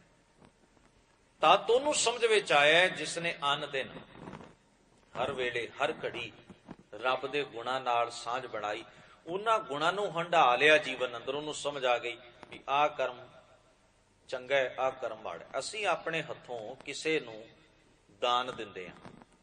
ਸਮਾਜ ਵਿੱਚ ਨਾ ਦਾਨ ਦੇਣ ਦੀ ਪ੍ਰਪਾਟੀ, ਵੈਸੇ ਤੇ ਗੁਰਮਤਿ ਨੇ ਵੰਡ ਛਕਣ ਦਾ ਸਿਧਾਂਤ ਦਿੱਤਾ। ਚਲੋ ਬੰਦਾ ਸੋਚਦਾ ਕੋਈ ਦਾਨ ਪੁੰਨ ਕਰੋ, ਚੰਗਾ ਕੰਮ ਹੈ, ਅਸੀਂ ਆਪਣੇ ਕੋਲੋਂ ਦੇ ਦਿੱਤਾ। ਹੋ ਸਕਦਾ ਹੈ ਜਿਹਨੂੰ ਅਸੀਂ ਦਿੱਤਾ ਹੈ ਉਹ ਬੰਦਾ ਖਰਾ ਨਾ ਹੋਵੇ, ਅਸੀਂ ਤੇ ਦੇ ਦਿੱਤਾ ਭਾਵਨਾ ਕਰਕੇ, ਅਸੀਂ ਆਪਣੇ ਵੱਲੋਂ ਤਾਂ ਚੰਗਿਆਈ ਕੀਤੀ ਹੈ, ਪਰ ਹੋ ਸਕਦਾ ਸਾਡੇ ਦਿੱਤੇ ਹੋਏ ਉਸ ਵਸਤੂ ਦੇ ਨਾਲ ਜ਼ਿੰਦਗੀਆਂ ਤਬਾਹ ਹੋ ਜਾਣ, ਅਸੀਂ ਵੀ ਉਹਦੇ 'ਚ ਥੋੜਾ ਬਹੁਤ ਹਿੱਸਾ ਪਾ ਬੈਠੀਏ। ਇਹਦਾ ਭਾਵ ਹੈ ਵੀ ਸਾਨੂੰ ਇੱਕੋ ਹੀ ਥਿਊਰੀ ਚੇਤੇ ਸੀ ਨਾ ਵੀ ਅਸੀਂ ਪੁੰਨ ਕਰਨਾ ਹੈ, ਭਲਾ ਕਰਨਾ ਹੈ, ਤੇ ਭਲੇ ਦੇ ਵਿੱਚ ਇਹ ਵੀ ਆਉਂਦਾ ਕੋਈ ਮੰਗਦਾ ਤੇ ਉਹਨੂੰ ਦੇ ਦਿਓ। ਭਲੇ 'ਚ ਇਹ ਵੀ ਆਉਂਦਾ ਨਾ ਵੀ ਜੇ ਕਿਸੇ ਨੇ ਕੁਝ ਮੰਗਿਆ, ਲੋੜਵੰਦ ਨੇ, ਉਹਨੂੰ ਦੇ ਦਿਓ। ਭਲੇ 'ਚ ਇੱਕ ਇਹ ਵੀ ਗੱਲ ਆਉਂਦੀ ਹੈ, ਇਹ ਵੀ ਇਹਨੂੰ ਪੁੰਨ ਮੰਨਿਆ ਜਾਂਦਾ, ਦਾਨ ਪੁੰਨ ਕਰਨਾ। ਪਰ ਜੇ ਅਸੀਂ ਇਹ ਨਹੀਂ ਸੋਚਾਂਗੇ ਵੀ ਸਾਡਾ ਦਿੱਤਾ ਹੋਇਆ ਫਾਇਦਾ ਕੀ ਕਰਦਾ ਹੈ, ਤੇ ਹੋ ਸਕਦਾ ਹੈ ਸਾਡੇ ਦਿੱਤੇ ਹੋਏ ਨਾਲ ਬਹੁਤ ਜ਼ਿਆਦਾ ਨੁਕਸਾਨ ਹੋ ਜਾਏ। ਸਾਡੇ ਦਿੱਤੇ ਹੋਏ ਨਾਲ ਬਹੁਤ ਜ਼ਿਆਦਾ ਨੁਕਸਾਨ ਵੀ ਹੋ ਸਕਦਾ, ਕੋਈ ਜ਼ਰੂਰੀ ਨਹੀਂ ਵੀ ਭਲਾ ਹੀ ਹੋਣਾ ਹੈ। ਤੁਸੀਂ ਦਿੱਤਾ ਹੈ ਭਲਾ ਕਰਕੇ, ਤੁਹਾਡੀ ਭਾਵਨਾ ਚੰਗੀ ਹੈ, ਪਰ ਜਿਸ ਨੂੰ ਦਿੱਤਾ ਹੈ ਜੇ ਤੁਸੀਂ ਨਿਰਖ ਪਰਖ ਨਾ ਕੀਤੀ, ਹੋ ਸਕਦਾ ਹੈ ਉਹ ਸਾਡੇ ਲਈ ਤਬਾਹੀ ਦਾ ਸਮਾਨ ਪੈਦਾ ਕਰ ਦੇਵੇ, ਉਹ ਕਿਸੇ ਦਾ ਜਾ ਕੇ ਬੁਰਾ ਕਰੇ, ਉਸੇ ਦਿੱਤੇ ਹੋਈ ਵਸਤੂ ਦੇ ਨਾਲ ਤਾਕਤਵਰ ਬਣ ਜਾਏ, ਤੇ ਉਹੀ ਤਾਕਤ ਬਾਅਦ ਵਿੱਚ ਲੋਕਾਂ ਲਈ ਘਾਤਕ ਸਿੱਧ ਹੋ ਜਾਏ। ਇਹਦਾ ਮਤਲਬ ਇਹ ਹੋਏਗਾ ਵੀ ਅਸੀਂ ਤੇ ਚੰਗੀ ਭਾਵਨਾ ਨਾਲ ਹੀ ਦਿੱਤਾ ਸੀ, ਪਰ ਸਾਡੇ ਕੀਤੇ ਹੋਏ ਕਰਮ ਦੇ ਵਿੱਚੋਂ ਨੁਕਸਾਨ ਨਿਕਲ ਆਇਆ, ਬਹੁਤ ਵੱਡਾ ਹਾਨੀ ਨਿਕਲ ਆਈ। ਉੱਥੇ ਫਿਰ ਸਤਿਗੁਰੂ ਮਹਾਰਾਜ ਕਹਿੰਦੇ ਅਕਲੀ ਕੀਚੈ ਦਾਨ, ਵੀ ਹੱਥੋਂ ਦੇਣਾ ਹੀ ਗਿਣਤੀ ਨਹੀਂ ਹੈ, ਕਿਉਂਕਿ ਗਿਣਤੀ ਕਰਨ ਵਾਲੇ ਤਾਂ ਇੰਨਾ ਹੀ ਦੱਸਣਗੇ ਨਾ ਵੀ ਦੇਣਾ ਚਾਹੀਦਾ ਕੁਝ। ਗਿਣਤੀ ਕਰਨ ਵਾਲੇ ਤਾਂ ਇਹਨੂੰ ਗਿਣਤੀ 'ਚ ਰੱਖਣਗੇ ਨਾ ਵੀ ਪੁੰਨ ਕੀ ਕੀ ਹੁੰਦੇ ਨੇ, ਹੱਥੋਂ ਕੁਝ ਦੇਣਾ ਵੀ ਪੁੰਨ ਹੈ। ਗੁਰਮਤਿ ਆਖਦੀ ਹੈ ਦੇਣਾ ਪੁੰਨ ਹੈ, ਪਰ ਉੱਥੇ ਦੇਣਾ ਪੁੰਨ ਹੈ ਜਿੱਥੇ ਤੁਹਾਡੇ ਦਿੱਤੇ ਦਾ ਕੋਈ ਮਨੁੱਖਤਾ ਨੂੰ ਫਾਇਦਾ ਤੇ ਲਾਭ ਹੁੰਦਾ ਹੋਵੇ। ਗੁਰਮਤਿ ਅਗਲੀ ਗੱਲ ਕਰਦੀ ਹੈ। ਮਹਾਰਾਜ ਕਹਿੰਦੇ ਮੈਂ ਨਹੀਂ ਰੋਕਦਾ ਵੀ ਕਿਸੇ ਨੂੰ ਦੇਣਾ। ਹੁਣ ਮਨੁ ਸਿਮਰਤੀ ਕਹਿੰਦੀ ਹੈ ਬ੍ਰਹਮ ਹੱਤਿਆ ਪਾਪ ਹੈ, ਗੁਰੂ ਗ੍ਰੰਥ ਸਾਹਿਬ ਮਹਾਰਾਜ ਕਹਿੰਦੇ ਕਿਸੇ ਵੀ ਬੇਗੁਨਾਹ ਦੀ ਹੱਤਿਆ ਪਾਪ ਹੈ। ਫਰਕ ਤਾਂ ਇੱਥੇ ਹੈ, ਇਕੱਲੀ ਬ੍ਰਹਮ ਹੱਤਿਆ ਹੀ ਕਿਉਂ? ਸ਼ੂਦਰ ਨੂੰ, ਜਿਹਨੂੰ ਸ਼ੂਦਰ ਕਿਹਾ ਹੈ ਮਨੁ ਸਿਮਰਤੀ ਨੇ, ਜੇ ਉਹ ਬੇਗੁਨਾਹ ਹੈ ਤੇ ਉਹਨੂੰ ਧੱਕੇ ਨਾਲ ਕਤਲ ਕਰ, ਉਹਨੂੰ ਦੁੱਖ ਦੇਣਾ, ਇਹ ਵੀ ਤੇ ਪਾਪ ਹੀ ਹੈ ਨਾ। ਕੱਲੇ ਇੱਕ ਬੰਦੇ ਦੀ ਹੱਤਿਆ ਹੀ ਪਾਪ ਨਹੀਂ, ਗੁਰੂ ਮਹਾਰਾਜ ਕਹਿੰਦੇ ਨੇ ਸਭਨਾਂ ਦੀ ਹੱਤਿਆ ਹੀ ਪਾਪ ਹੈ। ਕਿਸੇ ਨੂੰ ਦੁੱਖ ਦੇਣਾ ਇਹ ਪਾਪ ਹੈ, ਕਿਸੇ ਨੂੰ ਤਕਲੀਫ ਵਿੱਚ ਸੁੱਟ ਦੇਣਾ, ਕਿਸੇ ਦਾ ਬੁਰਾ ਚਿਤਵਣਾ, ਗੁਰਮਤਿ ਆਖਦੀ ਇਹ ਪਾਪ ਹੈ, ਉਹ ਭਾਵੇਂ ਕੋਈ ਵੀ ਹੋਵੇ। ਇਸ ਕਰਕੇ ਗੁਰਮਤਿ ਦਾ ਦਾਇਰਾ ਬਹੁਤ ਵੱਡਾ ਹੈ। ਪਾਪ ਨੂੰ ਸਮਝਣ ਵਾਸਤੇ ਪੁੰਨ ਨੂੰ ਗੁਰੂ ਸਾਹਿਬ ਨੇ ਤਾਈਓ ਗਿਣਤੀ ਵਿੱਚ ਇਹਨਾਂ ਚੀਜ਼ਾਂ ਨੂੰ ਨਹੀਂ ਲਿਆਂਦਾ, ਕਿਉਂਕਿ ਮਹਾਰਾਜ ਕਹਿੰਦੇ ਜੇ ਅਸੀਂ ਅਕਾਲ ਪੁਰਖ ਦੇ ਗੁਣ ਜੀਵਨ ਚ ਹੰਢਾ ਲੈਂਦੇ ਆ, ਸਾਡੇ ਅੰਦਰ ਦਇਆ ਆ ਜਾਂਦੀ ਏ, ਸਾਡੇ ਅੰਦਰ ਧਰਮ ਆ ਜਾਂਦਾ ਹੈ, ਪਰਉਪਕਾਰ ਆ ਜਾਂਦਾ ਹੈ, ਖਿਮਾ ਆ ਜਾਂਦੀ ਏ, ਧੀਰਜ ਆ ਜਾਂਦਾ ਹੈ, ਸਬਰ ਆ ਜਾਂਦਾ ਹੈ। ਅਸੀਂ ਆਪਣੇ ਆਪ ਹੀ ਗੁਰੂ ਦੇ ਸ਼ਬਦ ਮੁਤਾਬਕ ਇਹਨਾਂ ਗੁਣਾਂ ਦੀ ਵਰਤੋਂ ਕਰਦੇ ਹਾਂ, ਤੇ ਇਹਨਾਂ ਗੁਣਾਂ ਦੀ ਵਰਤੋਂ ਕਰਦਿਆਂ ਹੋਇਆਂ ਅਸੀਂ ਗਿਣਤੀ ਮਿਣਤੀ ਵਿੱਚ ਨਹੀਂ ਪੈਂਦੇ, ਅਸੀਂ ਭਲਾ ਕਰਦੇ ਹਾਂ ਹਰ ਇੱਕ ਦਾ। ਫਿਰ ਸਤਿਗੁਰੂ ਮਹਾਰਾਜ ਕਹਿੰਦੇ ਕਿਉਂਕਿ ਭਲਾ ਅਸੀਂ ਕਿਸੇ ਦੇ ਕਹਿਣ ਤੇ ਨਹੀਂ ਕਰਦੇ, ਸਾਡਾ ਮਨ ਹੀ ਇੰਨਾ ਚੰਗਾ ਬਣ ਜਾਂਦਾ ਹੈ ਵੀ ਸਾਥੋਂ ਸਹਿਜ ਸੁਭਾਅ ਹੀ ਭਲਾ ਹੋ ਜਾ। ਇੱਕ ਬੰਦੇ ਨੂੰ ਉਚੇਚ ਕਰਨਾ ਪੈਂਦਾ ਕੋਈ ਕੰਮ ਕਰਨ ਵਾਸਤੇ, ਇੱਕ ਆਦਮੀ ਨੂੰ ਉਚੇਚ ਕਰਨੀ ਪੈਂਦੀ ਹੈ, ਸਪੈਸ਼ਲੀ ਉਹਨੂੰ ਕੁਝ ਚੰਗਾ ਕੰਮ ਕਰਨ ਵਾਸਤੇ ਬੜੀ ਮਿਹਨਤ ਕਰਨੀ ਪੈਂਦੀ ਹੈ। ਇੱਕ ਦੇ ਸੁਭਾਅ 'ਚ ਤੁਸੀਂ ਕਦੇ ਗੌਰ ਕਰਨਾ, ਜੇ ਕੌੜਾ ਬੋਲਣ ਦਾ ਸੁਭਾਅ ਹੈ ਨਾ ਤੇ ਮਿੱਠਾ ਬੋਲਣ ਤੇ ਬੜਾ ਜ਼ੋਰ ਲਾਉਣਾ ਪੈਂਦਾ, ਬੜੀ એનર્ਜੀ ਵੇਸਟ ਕਰਨੀ ਪੈਂਦੀ ਹੈ, ਬੜਾ ਮਾਪ ਤੋਲ ਕੇ ਬੋਲਣ ਦੀ ਕੋਸ਼ਿਸ਼ ਕਰਦਾ ਹੈ ਬੰਦਾ ਵੀ ਮੈਂ ਮਿੱਠਾ ਬੋਲਾਂ, ਉਹ ਤੇ ਪ੍ਰੈਕਟਿਸ ਹੀ ਕਰ ਰਿਹਾ ਨਾ। ਪਰ ਜਿਹੜਾ ਆਲਰੇਡੀ ਜਿਹਦੇ ਅੰਦਰ ਸੁਭਾਅ, ਜਿਹਨੇ ਪਕਾ ਲਈ ਇਹ ਗੱਲ ਆਪਣੇ ਅੰਦਰ, ਜਿਹੜਾ ਮਨੋਂ ਭਲਾ ਹੋ ਗਿਆ ਗੁਰਮਤ ਨੂੰ ਕਮਾ ਕੇ, ਉਹ ਸੁਭਾਵਕ ਹੀ ਬੋਲੇਗਾ ਤੇ ਚੰਗਾ ਹੀ ਬੋਲੇਗਾ, ਉਹਨੂੰ ਚੇਚ ਨਹੀਂ ਕਰਨੀ ਪੈਂਦੀ। ਇੱਕ ਦੂਸਰੇ ਦੇ ਕੰਨਾਂ ਨੂੰ ਚੰਗੇ ਲੱਗਣ ਬੋਲ ਇਸ ਕਰਕੇ ਉਹ ਚੇਚ ਕਰ ਰਿਹਾ ਹੈ, ਇੱਕ ਬੋਲਦਾ ਹੀ ਇੰਨਾ ਵਧੀਆ ਕਿਉਂਕਿ ਉਹ ਮਨੋਂ ਸਾਫ਼ ਹੈ, ਇਹ ਫਰਕ ਪੈਂਦਾ ਹੈ। ਜਿਹੜਾ ਅਸੀਂ ਕੇਵਲ ਰੀਤ ਨਿਭਾਉਣ ਵਾਸਤੇ ਕਰਮ ਕਰਦੇ ਹਾਂ ਨਾ, ਉਹਦੇ ਤੇ ਸਾਡੀ ਮਿਹਨਤ ਵੀ ਜ਼ਿਆਦਾ ਲੱਗਦੀ ਏ, એનર્ਜੀ ਵੀ ਜ਼ਿਆਦਾ ਲੱਗਦੀ ਏ, ਘਾਲਣਾ ਵੀ ਫਿਰ ਵੀ ਇੱਕ ਗੁੰਜਾਇਸ਼ ਰਹਿੰਦੀ, ਇੱਕ ਡਰ ਰਹਿੰਦਾ, ਸਹਿਮ ਰਹਿੰਦਾ ਵੀ ਕਿਤੇ ਗਲਤੀ ਨਾ ਹੋ ਜਾਏ। ਧਰਮ ਕਹਿੰਦਾ ਤੂੰ ਮੁੱਢੋਂ ਹੀ ਚੰਗਾ ਕਿਉਂ ਨਹੀਂ ਬਣ ਜਾਂਦਾ, ਇਹ ਤੇਰੇ ਮਨ ਤੋਂ ਬੋਝ ਹੀ ਉਤਰ ਜਾਏ, ਮੁੱਢੋਂ ਹੀ ਚੰਗਾ, ਤੂੰ ਰੀਤਾਂ ਨਿਭਾਉਣ ਵਾਸਤੇ ਚੰਗਾ ਨਾ ਬਣ। ਸੰਸਾਰ ਵਿੱਚ ਧਰਮ ਦੇ ਨਾਂ ਤੇ ਰੀਤਾਂ ਨਿਭਾਉਂਦਿਆਂ ਅਸੀਂ ਚੰਗੇ ਆ, ਜਦੋਂ ਰੀਤ ਨਿਭ ਜਾਂਦੀ ਹੈ ਫੇਰ ਉਹੋ ਜਿਹੇ ਆ। ਮੰਨ ਲਓ ਰੀਤ ਨਿਭਾਈ ਜਾ ਰਹੀ ਹੈ ਨਾ, ਰੀਤ ਨਿਭਾਉਂਦਿਆਂ ਅਸੀਂ ਚੰਗੇ ਆ ਕਿਉਂਕਿ ਅਸੀਂ ਰੀਤਾਂ ਕਰਕੇ ਚੰਗੇ ਬਣ ਰਹੇ ਹਾਂ, ਰਸਮ ਨਿਭਾ ਲਈ ਚੰਗੇ ਆ, ਰੀਤ ਨਿਭਾ ਲਈ ਚੰਗੇ ਆ, ਇੰਨਾ ਕੁ ਨਿਯਮ ਮੰਨ ਲਿਆ ਚੰਗੇ ਆ। ਗੁਰਮਤ ਕਹਿੰਦੀ ਏ ਨਿਯਮ ਹੁੰਦੇ ਨੇ ਆਪਣੇ ਆਪ ਨੂੰ ਪ੍ਰੈਕਟਿਸ ਕਰਨ ਵਾਸਤੇ, ਤੇ ਤੂੰ ਜੇਕਰ ਇਹਨਾਂ ਨਿਯਮਾਂ ਦੇ ਵਿੱਚ ਹੀ ਅਟਕ ਕੇ ਰਹਿ ਗਿਆ ਤੇ ਫਿਰ ਉੱਥੇ ਹੀ ਖੜਾ ਰਹੇਗਾ।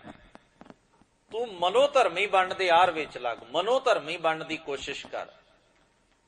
ਸਤਿਗੁਰੂ ਸੱਚੇ ਪਾਤਸ਼ਾਹ ਮਹਾਰਾਜ, ਹੁਣ ਵੇਖੋ ਸੰਸਾਰ ਵਿੱਚ ਨਿਯਮ ਬਣਿਆ, ਚੋਰੀ ਕਰਨ ਨੂੰ ਬੁਰਾ ਕੰਮ ਸਮਝਿਆ ਜਾਂਦਾ, ਵੀ ਜਿਹੜਾ ਬੰਦਾ ਚੋਰੀ ਕਰਦਾ ਹੈ ਮਾੜਾ ਕੰਮ ਹੈ, ਸਭਨਾਂ ਨੂੰ ਪਤਾ ਹੈ, ਬੱਚੇ ਤੋਂ ਲੈ ਕੇ ਬਜ਼ੁਰਗ ਤੱਕ ਹਰ ਕਮਿਊਨਿਟੀ, ਹਰ ਧਰਮ ਦੇ ਅੰਦਰ ਚੋਰੀ ਨੂੰ ਬੁਰਾ ਕੰਮ ਸਮਝਿਆ ਜਾਂਦਾ ਹੈ। ਇਹ ਜੁਰਮ ਵੀ ਹੈ, ਕਾਨੂੰਨ ਨੇ ਵੀ ਇਹਨੂੰ ਜੁਰਮ ਦੇ ਵਿੱਚ ਦਰਜ ਕੀਤਾ ਵੀ ਇਹ ਜੁਰਮ ਹੈ, ਇਹ ਕਾਨੂੰਨ ਦੀ ਉਲੰਘਣਾ ਵੀ ਹੈ, ਇਨਸਾਨੀ ਤੌਰ ਤੇ ਵੀ ਗੈਰ ਇਖਲਾਕੀ ਕੰਮ ਹੈ। ਪਰ ਧਿਆਨ ਦੇਣਾ, ਇਹ ਨਿਯਮ ਹੈ ਨਾ, ਸਮਾਜਿਕ ਤੌਰ ਤੇ ਇੱਕ ਨਿਯਮ ਬਣ ਗਿਆ। ਹੁਣ ਬੰਦਾ ਚੋਰੀ ਨਹੀਂ ਕਰਦਾ ਜਿੰਨਾ ਚਿਰ ਦੂਸਰੇ ਦੀ ਅੱਖ ਸਾਨੂੰ ਵੇਖ ਰਹੀ ਏ, ਜਿੰਨਾ ਚਿਰ ਕਾਨੂੰਨ ਅਸੀਂ ਕਾਨੂੰਨ ਦੀ ਨਜ਼ਰ ਚ, ਲੋਕਾਂ ਦੀ ਨਜ਼ਰ ਚ, ਉਹਨਾਂ ਚਿਰ ਨਹੀਂ। ਪਰ ਜਦੋਂ ਕਾਨੂੰਨ ਦੀ ਨਜ਼ਰ ਸਾਡੇ ਤੋਂ ਪਾਸੇ ਹੁੰਦੀ ਏ, ਕਾਨੂੰਨ ਨਹੀਂ ਵੇਖ ਰਿਹਾ, ਕਾਨੂੰਨ ਦਾ ਡਰ ਨਾ ਰਹਿ ਜਾਏ, ਜਦੋਂ ਕਿਸੇ ਸਮਾਜ ਦੇ ਕਿਸੇ ਬੰਦੇ ਦੀ ਅੱਖ ਸਾਨੂੰ ਨਾ ਵੇਖਦੀ ਹੋਵੇ, ਉਹੀ ਬੰਦਾ ਫਿਰ ਚੋਰੀ ਵੀ ਕਰਦਾ। ਕਿਉਂ ਕਰਦਾ? ਕਿਉਂਕਿ ਉਹਦੇ ਅੰਦਰ ਗੱਲ ਹੈ, ਚੋਰ ਬਣਨ ਦੀ ਸੰਭਾਵਨਾ ਉਹਦੇ ਅੰਦਰ ਹੈ, ਉਹ ਚੋਰੀ ਕਰ ਸਕਦਾ ਹੈ, ਉਹਦੇ ਅੰਦਰ ਸੀ ਗੱਲ ਵੀ ਮੈਂ ਚੋਰੀ ਕਰਾਂ, ਪਰ ਉਹਨੇ ਨਹੀਂ ਕੀਤੀ, ਝਿਜਕ ਸੀ ਦੋ ਪਾਸੇ ਦੀ, ਕਾਨੂੰਨ ਦਾ ਡਰ ਸੀ, ਲੋਕਾਂ ਦੀ ਨਜ਼ਰ ਵਿੱਚ ਆਉਣ ਦੀ ਝਿਜਕ ਸੀ, ਨਹੀਂ ਕੀਤੀ। ਦੋਵਾਂ ਦਾ ਡਰ ਜਦੋਂ ਪਾਸੇ ਹੋਇਆ, ਲੋਕਾਂ ਦੀ ਨਜ਼ਰ ਹਟੀ, ਕਾਨੂੰਨ ਦਾ ਸਕੰਜਾ ਨਹੀਂ ਸੀ ਕੱਸਿਆ ਜਾਣਾ ਕਿਉਂਕਿ ਸਬੂਤ ਕੋਈ ਨਹੀਂ ਸੀ, ਇਸ ਕਰਕੇ ਉਹੀ ਬੰਦੇ ਨੇ ਚੋਰੀ ਵੀ ਕੀਤੀ। ਜਿਹਦਾ ਮਤਲਬ ਲੋਕ ਰੀਤ ਨਿਭਾਉਂਦਿਆਂ ਚੰਗਾ ਬਣਿਆ ਰਿਹਾ, ਪਰ ਮਨੋਂ ਗੱਲ ਉਹ ਨਹੀਂ ਸੀ ਹੈਗੀ। ਧਰਮ ਚਾਹੁੰਦਾ ਬੰਦਾ ਮਨੋਂ ਹੀ ਚੰਗਾ ਬਣ ਜਾਏ, ਵੀ ਤੇਰੇ ਕੋਲ ਸੰਭਾਵਨਾਵਾਂ ਹੋਣ, ਸਮਾਂ ਹੋਵੇ, ਮਾਹੌਲ ਹੋਵੇ, ਤੂੰ ਚੋਰੀ ਕਰ ਸਕਦਾ ਹੋਵੇਂ, ਤੂੰ ਤਾਂ ਵੀ ਨਾ ਕਰੇ। ਇਹ ਹੈ ਧਰਮ ਦੀ ਵਡਿਆਈ। ਕਾਨੂੰਨ ਦਾ ਜਿੰਨਾ ਚਿਰ ਪ੍ਰਭਾਵ ਰਹਿੰਦਾ ਹੈ, ਬੰਦਾ ਕਾਨੂੰਨ ਮੁਤਾਬਕ ਚੱਲਦਾ ਹੈ, ਸਮਾਜਿਕ ਕਦਰਾਂ ਕੀਮਤਾਂ ਓਨਾ ਕੁ ਚਿਰ ਮਨੁੱਖ ਦੇ ਉੱਤੇ ਪ੍ਰਭਾਵ ਪਾਉਂਦੀਆਂ ਨੇ ਜਿੰਨਾ ਚਿਰ ਇਹਨਾਂ ਦੇ ਸਾਹਮਣੇ ਬੰਦੇ ਦਾ ਪਾਜ ਖੁੱਲ ਜਾਣ ਦਾ ਡਰ ਬਣਿਆ ਰਵੇ। ਜਦੋਂ ਬੰਦੇ ਨੂੰ ਪਤਾ ਲੱਗੇ ਵੀ ਹੁਣ ਤਾਂ ਮੈਨੂੰ ਕੋਈ ਨਹੀਂ ਵੇਖਦਾ, ਸਬੂਤ ਵੀ ਕੋਈ ਨਹੀਂ, ਮੇਰਾ ਪਾਜ ਵੀ ਨਹੀਂ ਖੁੱਲਣਾ, ਉਹੋ ਹੀ ਬੰਦਾ ਚੋਰੀ ਵੀ ਕਰਦਾ ਹੈ, ਬਦਕਾਰੀ ਵੀ ਕਰਦਾ ਹੈ, ਵਿਭਚਾਰ ਵੀ ਕਰਦਾ ਹੈ, ਕੁਕਰਮ ਵੀ ਕਰਦਾ ਹੈ। ਕਿਉਂ ਭਲਾ? ਕਿਉਂਕਿ ਅੰਦਰ ਅਜੇ ਉਹ ਸਾਰਾ ਕੁਝ ਹੈ। ਧਰਮ ਚਾਹੁੰਦਾ ਮੈਂ ਤੈਨੂੰ ਅੰਦਰੋਂ ਹੀ ਬਦਲ ਦਿਆਂ। ਤੇਰੇ ਕੋਲ ਲੱਖ ਮਾਹੌਲ ਹੋਵੇ, ਲੱਖ ਬਾਹਰ ਦਾ ਸਿਚੁਏਸ਼ਨ ਹੋਵੇ, ਕੋਈ ਡਰ ਵੀ ਨਾ ਹੋਵੇ, ਤੂੰ ਤਾਂ ਵੀ ਕੁਕਰਮੀ ਨਹੀਂ ਹੋਵੇਗਾ। ਕਿਉਂਕਿ ਇਹੀ ਹੈ ਜੋ ਧਰਮ ਕਮਾਵੇ ਤਿਸ ਧਰਮ ਨਾਉ ਹੋਵੇ। ਧਰਮ ਨੂੰ ਕਮਾਇਆ ਗਿਆ, ਉਹਦੀ ਪ੍ਰੈਕਟਿਸ ਹੋ ਗਈ, ਮਨੋਂ ਕਰਕੇ ਇਨਸਾਨ ਧਰਮੀ ਹੋ ਗਿਆ। ਇਸ ਕਰਕੇ ਧੰਨ ਗੁਰੂ ਗ੍ਰੰਥ ਸਾਹਿਬ ਮਹਾਰਾਜ ਕਹਿੰਦੇ ਕਿ ਐਸਾ ਜੀਵਨ ਵੀ ਹੋ ਸਕਦਾ ਹੈ ਮਨੁੱਖ ਦਾ ਵੀ ਉਹ ਇੰਨਾ ਧਰਮੀ ਹੋਵੇ, ਇੰਨਾ ਆਪਣੇ ਅਸੂਲ ਵਿੱਚ ਪੱਕਾ ਹੋਵੇ ਵੀ ਉਹਦੇ ਕੋਲ ਸੰਭਾਵਨਾਵਾਂ ਵੀ ਹੋਣ ਤੇ ਉਹ ਗੁਨਾਹ ਨਾ ਕਰੇ। ਇੱਕ ਉਦਾਹਰਣ ਦੇ, ਹਰਗੋਬਿੰਦਪੁਰੇ ਦੇ ਲਾਗੇ ਇੱਕ ਸੇਠ, ਸਿਆਲਕੋਟ ਦਾ ਰਹਿਣ ਵਾਲਾ ਸੇਠ ਪ੍ਰਤਾਪ ਚੰਦ ਵਪਾਰੀ ਸੀ, ਔਰ ਇਹ ਆਪਣਾ ਸਮਾਨ ਖਰੀਦਦਾ ਤੇ ਲਿਆ ਕੇ ਵੇਚਦਾ। ਬੜਾ ਧਨਾੜ ਸੀ, ਬੜਾ ਅਮੀਰ ਬਿਜ਼ਨਸਮੈਨ ਸੀ। ਉਹਨਾਂ ਸਮਿਆਂ ਵਿੱਚ ਗੱਡਿਆਂ ਉੱਪਰ, ਹਾਥੀਆਂ ਉੱਪਰ, ਊਠਾਂ ਉੱਪਰ, ਖੱਚਰਾਂ ਉੱਪਰ ਮਾਲ ਲੱਦ ਕੇ ਲਿਜਾਇਆ ਜਾਂਦਾ ਸੀ। ਕੁਝ ਭਾਂਡੇ ਸਨ, ਕੋਈ ਕੱਪੜਾ ਸੀ, ਕੁਝ ਹੋਰ ਚੀਜ਼ਾਂ ਸਨ, ਜੋ ਵੀ ਉਹ ਖਰੀਦ ਕੇ ਤੇ ਦਿੱਲੀ ਵੱਲ ਲਿਜਾ ਰਿਹਾ ਸੀ। ਉੱਥੇ ਜਾ ਕੇ ਉਹਨੇ ਵੇਚਣਾ ਸੀ। ਤੇ ਵਪਾਰ ਚੱਲਦਾ ਹੀ ਤਾਂ ਇੱਕ ਪਾਸੇ ਤੋਂ ਤੁਸੀਂ ਚੀਜ਼ ਖਰੀਦਦੇ ਹੋ ਤੇ ਆਪਣਾ ਲਾਭ ਕੱਢ ਕੇ, ਖਰਚਾ ਤੇ ਨਫਾ ਕੱਢ ਕੇ ਅੱਗੇ ਉਹਨੂੰ ਮਹਿੰਗੇ ਭਾਅ ਵੇਚਦੇ ਹੋ। ਇਹੀ ਤੇ ਵਪਾਰ ਦਾ ਅਸੂਲ ਹੈ। ਖੈਰ, ਉਹ ਵੇਚਣ ਵਾਸਤੇ ਜਾ ਰਿਹਾ। ਇਹ ਉਹ ਸਮੇਂ ਸਨ ਜਦੋਂ ਸਿੱਖਾਂ ਦੀ ਤੇ ਸਰਕਾਰ ਦੀ ਬਹੁਤ ਜ਼ਿਆਦਾ ਗਹਿਰੀ ਟੱਕਰ ਚੱਲ ਰਹੀ ਸੀ, ਔਰ ਸਿੱਖ ਕੌਮ ਵਾਸਤੇ ਉਦੋਂ ਜ਼ਿੰਦਗੀ ਦਾ ਤੇ ਮੌਤ ਦਾ ਸਮਾਂ ਸੀ। ਜੇ ਤਾਂ ਉਹਨੇ ਜਿਉਣਾ ਹੈ ਤੇ ਉਹਨੂੰ ਲੜਨਾ ਪਏਗਾ, ਜੇ ਉਹਨੇ ਜੀਣਾ ਹੈ ਉਹਨੂੰ ਲੜਨਾ ਪਏਗਾ। ਤੇ ਜੇ ਉਹ ਗੋਡੇ ਟੇਕਦੀ ਏ, ਜੇ ਉਹ ਹਾਰ ਮੰਨ ਲੈਂਦੀ ਏ ਤੇ ਉਹ ਮਿਟ ਜਾਂਦੀ ਏ। ਭਾਵ ਜ਼ਿੰਦਗੀ ਤੇ ਮੌਤ, ਇਸ ਦਰਮਿਆਨ ਸਿੱਖ ਜੂਝ ਰਿਹਾ, ਸੰਘਰਸ਼ ਵਿੱਚ, ਸਟਰਗਲ ਵਿੱਚ। ਉਹਨੂੰ ਆਪਣੇ ਘਰ ਛੱਡਣੇ ਪੈ ਰਹੇ ਨੇ। ਪਿੰਡਾਂ ਦੇ ਵਿੱਚੋਂ ਸਿੱਖ ਕੱਢ ਦਿੱਤੇ ਗਏ। ਉਹਨਾਂ ਜੰਗਲਾਂ ਵਿੱਚ, ਮਾਰੂਥਲਾਂ ਵਿੱਚ, ਪਹਾੜਾਂ ਵਿੱਚ ਜਾ ਕੇ ਪਨਾਹ ਲੈ ਲਈ। ਅਗਲਾ ਕੰਮ ਇਹ ਵੀ ਉਹਨਾਂ ਦੀਆਂ ਔਰਤਾਂ ਨੂੰ ਔਰ ਉਹਨਾਂ ਦੇ ਬੱਚਿਆਂ ਨੂੰ ਜੇਲ੍ਹਾਂ ਵਿੱਚ ਸੁੱਟਿਆ ਗਿਆ। ਉੱਥੇ ਉਹਨਾਂ ਕੋਲੋਂ ਮਸ਼ੱਕਤ ਕਰਵਾਈ ਗਈ। 1.25 ਮਣ ਦਾਣੇ ਦੇਣੇ, 50 ਕਿਲੋ ਬਣਦੇ ਨੇ। 50 ਕਿਲੋ ਅਨਾਜ ਦੇਣਾ, ਹੱਥ ਵਾਲੀ ਚੱਕੀ ਹੋਣੀ, ਔਰ ਉਸ ਬੀਬੀ ਨੂੰ ਕਹਿਣਾ ਵੀ ਇਹ 50 ਕਿਲੋ ਦਾਣੇ ਤੂੰ ਇੱਕ ਦਿਨ ਦੇ ਵਿੱਚ ਪੀਸਣੇ ਨੇ, ਇਹਨਾਂ ਦਾ ਆਟਾ ਤਿਆਰ ਕਰਨਾ ਹੈ। ਜੇਲ੍ਹ ਦੇ ਵਿੱਚ ਹੈ, ਛੋਟਾ ਜਿਹਾ ਬੱਚਾ ਹੈ ਉਹਦੇ ਕੋਲ, ਔਰ ਉਹਨੂੰ ਇੰਨੀ ਮਸ਼ੱਕਤ ਕਰਨ ਵਾਲੀ ਔਰਤ ਨੂੰ ਭੋਜਨ ਕੀ ਦਿੱਤਾ ਜਾਂਦਾ ਹੈ? ਜਿਸ ਔਰਤ ਦਾ ਦੁੱਧ ਵੀ ਬੱਚੇ ਨੇ ਪੀਣਾ ਹੈ, ਉਹਨੂੰ ਅੱਧੀ ਰੋਟੀ ਦਿੱਤੀ ਜਾਂਦੀ ਹੈ, ਅੱਧੀ ਰੋਟੀ। ਤੇ ਇੱਕ ਪਿਆਲਾ, ਨਿੱਕਾ ਜਿਹਾ ਪਿਆਲਾ ਹਰ ਕੈਦੀ ਨੂੰ ਦਿੱਤਾ ਜਾਂਦਾ ਸੀ। ਉਹਨੂੰ ਪਾਣੀ ਨਾਲ ਭਰ ਦੇਣਾ ਵੀ ਆਹ ਸਾਰੇ ਦਿਨ ਦੀ ਤੇਰੀ ਖੁਰਾਕ ਹੈ। ਸਵਾਲ ਤੇ ਸੀ ਤਕਲੀਫ ਦੇਣ ਦਾ, ਅੰਦਰ ਦੇ ਸਿਦਕ ਨੂੰ ਤੋੜਨ ਵਾਸਤੇ ਵੀ ਇਹਨਾਂ ਦੇ ਅੰਦਰ ਦੇ ਸਿਦਕ ਨੂੰ ਕਿਵੇਂ ਤੋੜਿਆ ਜਾਏ।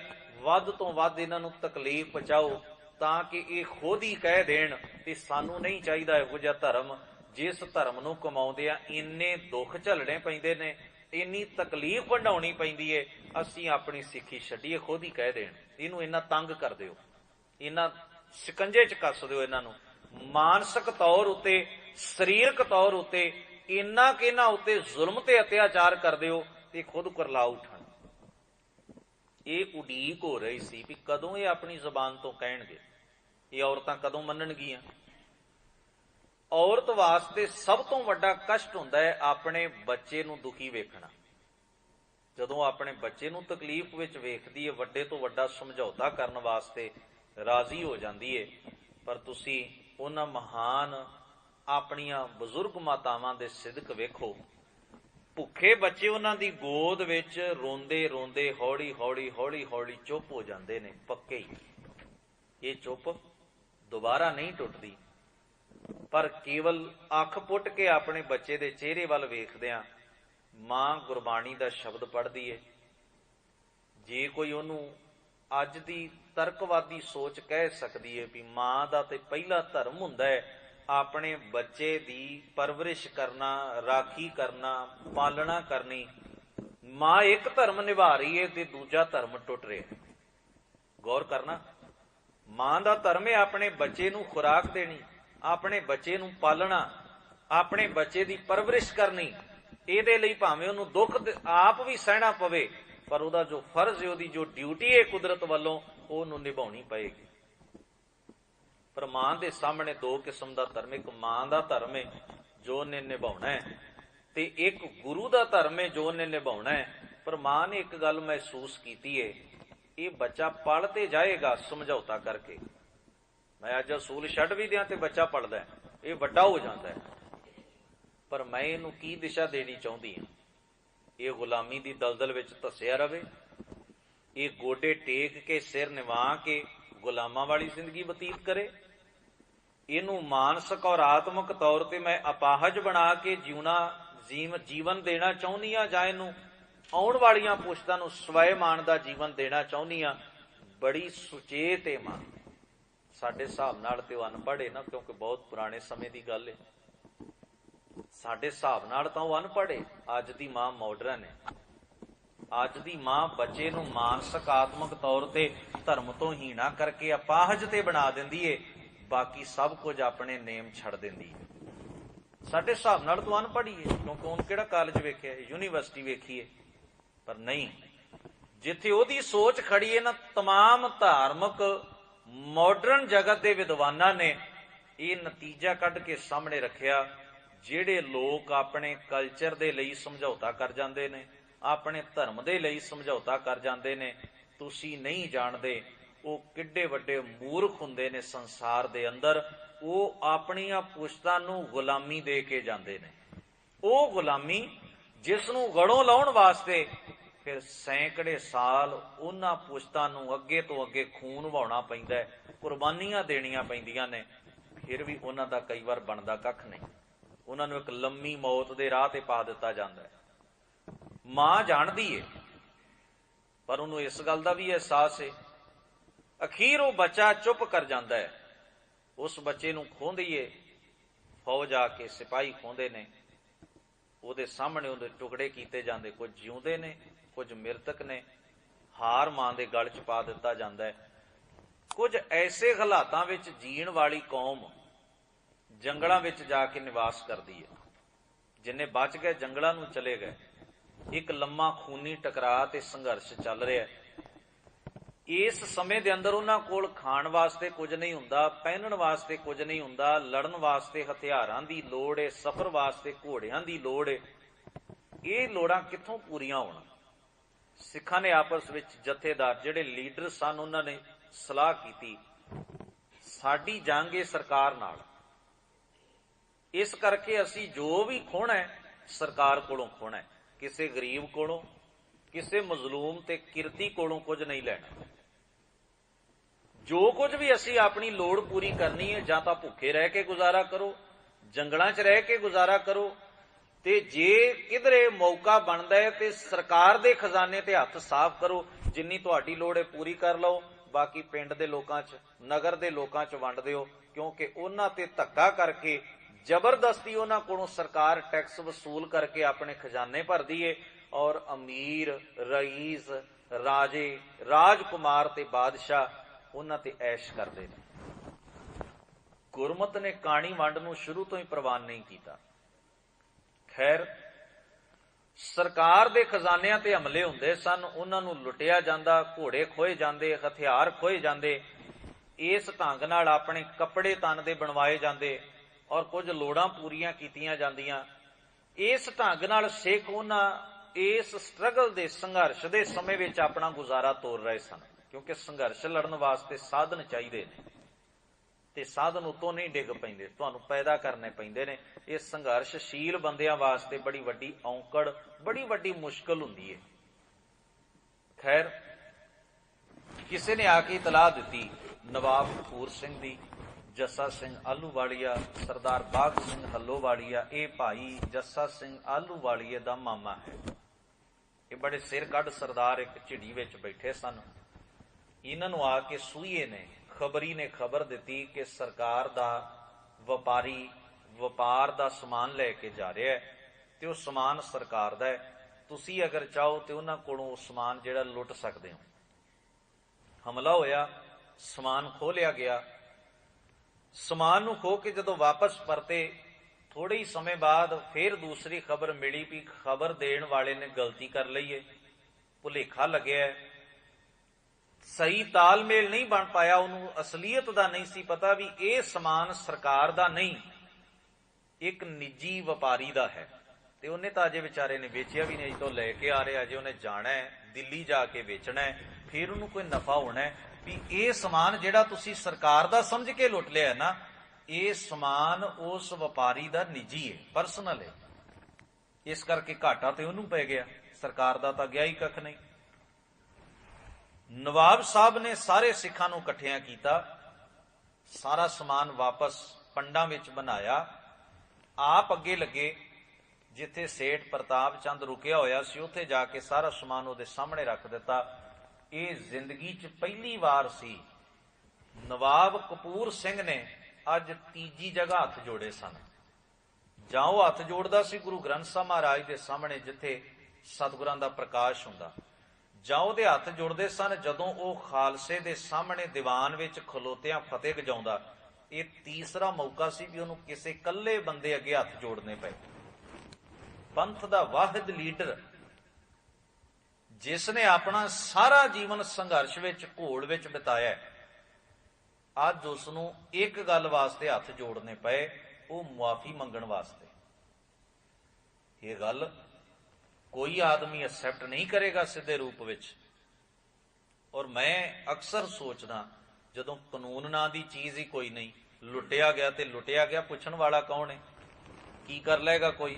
ਜਿਨ੍ਹਾਂ ਦੇ ਸਿਰਾਂ ਦੇ ਅੱਗੇ ਹੀ ਮੁੱਲ ਪੈਂਦੀ, ਇਦੋਂ ਬਾਅਦ ਹੁਣ ਕੀ ਹੋ ਜਾਣਾ? ਜਿਨ੍ਹਾਂ ਨੂੰ ਅੱਗੇ ਹੀ ਗਸ਼ਤੀ ਫੌਜਾਂ ਜਗ੍ਹਾ ਜਗ੍ਹਾ ਦੇ ਉੱਤੇ ਢੂੰਡ ਰਹੀਆਂ ਨੇ, ਭਾਲ ਰਹੀਆਂ ਨੇ, ਜਿੱਥੇ ਸਿੱਖ ਮਿਲਿਆ ਗੋਲੀ ਨਾਲ ਉਡਾ ਦੇਣਾ, ਕਿਸੇ ਦੀ ਕੋਈ ਪੁੱਛ ਪ੍ਰਤੀਤ ਨਹੀਂ। ਜੇ ਜਿੱਥੇ ਸਿੱਖਾਂ ਨੂੰ ਇਵੇਂ ਕਤਲ ਚੁਣ ਚੁਣ ਕੇ ਕੀਤਾ ਜਾਂਦਾ ਹੈ, ਜੇ ਸਿੱਖ ਨੇ ਕਿਸੇ ਨੂੰ ਲੁੱਟ ਵੀ ਲਿਆ, ਪੁੱਛਣ ਵਾਲਾ ਕੌਣ ਹੈ? ਕੋਈ ਨਹੀਂ ਨਾ। ਸਰਕਾਰ ਦੇ ਡਰ ਕਰਕੇ ਵਾਪਸ ਨਹੀਂ ਗਏ, ਕਿਉਂਕਿ ਸਰਕਾਰ ਦਾ ਤੇ ਡਰ ਹੀ ਕੋਈ ਨਹੀਂ। ਜੇ ਡਰ ਹੁੰਦਾ ਤੇ ਘਰਾਂ 'ਚ ਰਹਿ ਕੇ ਸਮਝੌਤਾ ਨਾ ਹੋ ਜਾਂਦਾ। ਸਰਕਾਰ ਦਾ ਕੋਈ ਡਰ ਨਹੀਂ। ਫਿਰ ਕੀ ਵਜ੍ਹਾ ਹੈ? ਨਵਾਬ ਕਪੂਰ ਸਿੰਘ ਉੱਥੇ ਗਏ, ਜਾ ਕੇ ਸਾਰਾ ਸਮਾਨ ਰੱਖਿਆ ਔਰ ਹੱਥ ਜੋੜ ਕੇ ਸੇਠ ਪ੍ਰਤਾਪ ਚੰਦ ਨੂੰ ਕਿਹਾ, ਸੇਠ ਜੀ, ਸਾਨੂੰ ਆਪਣੀ ਭੁੱਲ ਤੇ ਬੜਾ ਪਛਤਾਵਾ ਹੈ, ਅਸੀਂ ਤੁਹਾਨੂੰ ਪਰੇਸ਼ਾਨ ਕੀਤਾ, ਤੁਹਾਡੀ ਵਜ੍ਹਾ ਕਰਕੇ ਤੁਸੀਂ ਦੁਖੀ ਹੋਏ, ਤੁਹਾਡਾ ਸਮਾਨ ਅਸਾਂ ਲੁੱਟਿਆ, ਪਰ ਇਹ ਸਾਰਾ ਕੁਝ ਗਲਤ ਫਹਿਮੀ ਵਿੱਚ ਹੋਇਆ, ਸਾਨੂੰ ਪਤਾ ਨਹੀਂ ਸੀ, ਅਗਰ ਪਤਾ ਹੁੰਦਾ ਤੇ ਅਸੀਂ ਐਸਾ ਕਦੇ ਨਾ ਕਰਦੇ। ਸੇਠ ਪ੍ਰਤਾਪ ਚੰਦ ਨੇ ਨਵਾਬ ਸਾਹਿਬ ਦੇ ਹੱਥ ਆਪਣੇ ਹੱਥਾਂ ਵਿੱਚ ਘੁੱਟ ਲਏ ਔਰ ਬੜੇ ਭਾਵੁਕ ਤੇ ਜਜ਼ਬਾਤੀ ਲਹਿਜੇ ਵਿੱਚ ਉਹਨੇ ਗੱਲ ਆਖੀ, ਨਵਾਬ ਸਾਹਿਬ, ਤੁਸੀਂ ਗੁਰੂ ਦੇ ਸਿੱਖ ਹੋ, ਇਸ ਦੇਸ਼ ਦੀ ਇੱਜ਼ਤ ਨੂੰ, ਆਬਰੂ ਨੂੰ ਬਚਾਉਣ ਵਾਸਤੇ ਤੁਸੀਂ ਆਪਣਾ ਆਪ ਦਾਅ ਤੇ ਲਾ ਰੱਖਿਆ, ਸਾਡੀ ਹੋਂਦ ਹੀ ਤੁਹਾਡੀ ਹੈ। ਅਸੀਂ ਲੋਕ ਜੀ ਰਹੇ ਹਾਂ ਆਪਣੇ ਘਰਾਂ ਵਿੱਚ, ਚੰਗਾ ਖਾ ਰਹੇ ਹਾਂ, ਚੰਗਾ ਹੰਢਾ ਰਹੇ ਹਾਂ, ਰਹਿ ਰਹੇ ਹਾਂ, ਵਪਾਰ ਕਰ ਰਹੇ ਹਾਂ, ਸਾਡੀਆਂ ਪੁਸ਼ਤਾਂ ਵਿਕਾਸ ਕਰ ਰਹੀਆਂ ਨੇ, ਤੁਹਾਡੇ ਵਰਗੇ ਜੁਝਾਰੂਆਂ ਦੀ ਵਜ੍ਹਾ ਕਰਕੇ। ਤੁਸੀਂ ਵੈਸੇ ਹੀ ਕੁਝ ਮੰਗ ਲਓ, ਅਸੀਂ ਨਾ ਨਹੀਂ ਕਰਾਂਗੇ, ਪਰ ਹਾਂ ਜੇ ਲੁੱਟਿਆ ਹੀ ਗਿਆ ਸੀ, ਲੈ ਹੀ ਗਏ ਸੋ ਗਲਤ ਫਹਿਮੀ ਹੋ ਹੀ ਗਈ, ਇਸ ਤਰ੍ਹਾਂ ਤੁਹਾਨੂੰ ਵਾਪਸ ਆਉਣ ਦੀ ਲੋੜ ਵੀ ਕੋਈ ਨਹੀਂ ਸੀ। ਫਿਰ ਕੀ ਹੋਇਆ? ਥੋੜਾ ਘਾਟਾ ਹੀ ਹੈ, ਇਹਦੇ ਨਾਲ ਕੀ ਫਰਕ ਪੈਂਦਾ? ਪਰ ਤੁਹਾਡੀ ਕੁਰਬਾਨੀ ਦੇ ਸਾਹਮਣੇ ਤਾਂ ਕੱਖ ਵੀ ਨਹੀਂ ਹੈ, ਬਹੁਤ ਤੁੱਛ ਚੀਜ਼ ਹੈ, ਇਹਦਾ ਕੋਈ ਮੁੱਲ ਨਹੀਂ, ਕੋਈ ਕੀਮਤ ਨਹੀਂ ਇਹਦੀ, ਤੁਹਾਡੀ ਕੁਰਬਾਨੀ ਸਾਹਮਣੇ, ਤੁਹਾਡੇ ਸੰਘਰਸ਼ ਸਾਹਮਣੇ।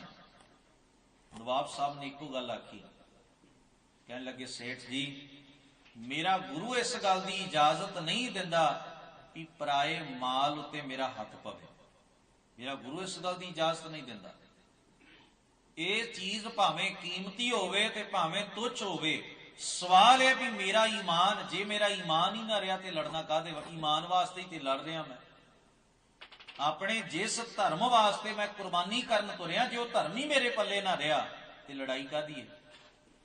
ਇਹ ਤਾਂ ਸਰਕਾਰ ਵੀ ਲੁੱਟ ਰਹੀ ਹੈ, ਸਿੱਖ ਵੀ ਲੁੱਟ ਰਿਹਾ, ਦੋਵਾਂ 'ਚ ਫਰਕ ਕੀ ਰਹਿ ਗਿਆ? ਫਿਰ ਤਾਂ लड़ाई कोई असूल दी ना रह गई, फिर तो जाति रह गई ना, निजी हो गई ना। इस वास्ते जिस धर्म वास्ते असी कुर्बानी दे रहे हैं ना, ये उसे ही धर्म का एक हिस्सा है। मेरे गुरु ने अल्फाज कहे ने, हक पराया नानका उस सूर उस गाय, गुर पीर हामा तां भरे, जा मुरदार ना खाए, गली भिस्त ना जाइए, छुटै सच कमाए, मारन पाहे हराम मैं होए हलाल ना जाए, नानक गली कूड़ी कूड़ो पल्ले पाए। कोई पुछण वाला नहीं है, किसी कानून ने उन्होंने कोई दोषी करार नहीं देना, क्योंकि कानून तो पहला ही उन्होंने विरोध है। ये तो गल ही बड़ी मामूली है। पर गौर करना, जदों बंदा ढिडों भुखा होवे ना, उदों लुट खो करदा, दूजे दा खोंदा है। जदों अपना तन नंगा होवे, बंदा कितने लोकां दे चीर हरण करदा है। जिहदा अपना घर साड़ के कोई सुआह करदा है ना, वो किसी दे घर दे लई दर्द नहीं रखदा हुंदा अपने मन अंदर, वो हैवान बन जाता है।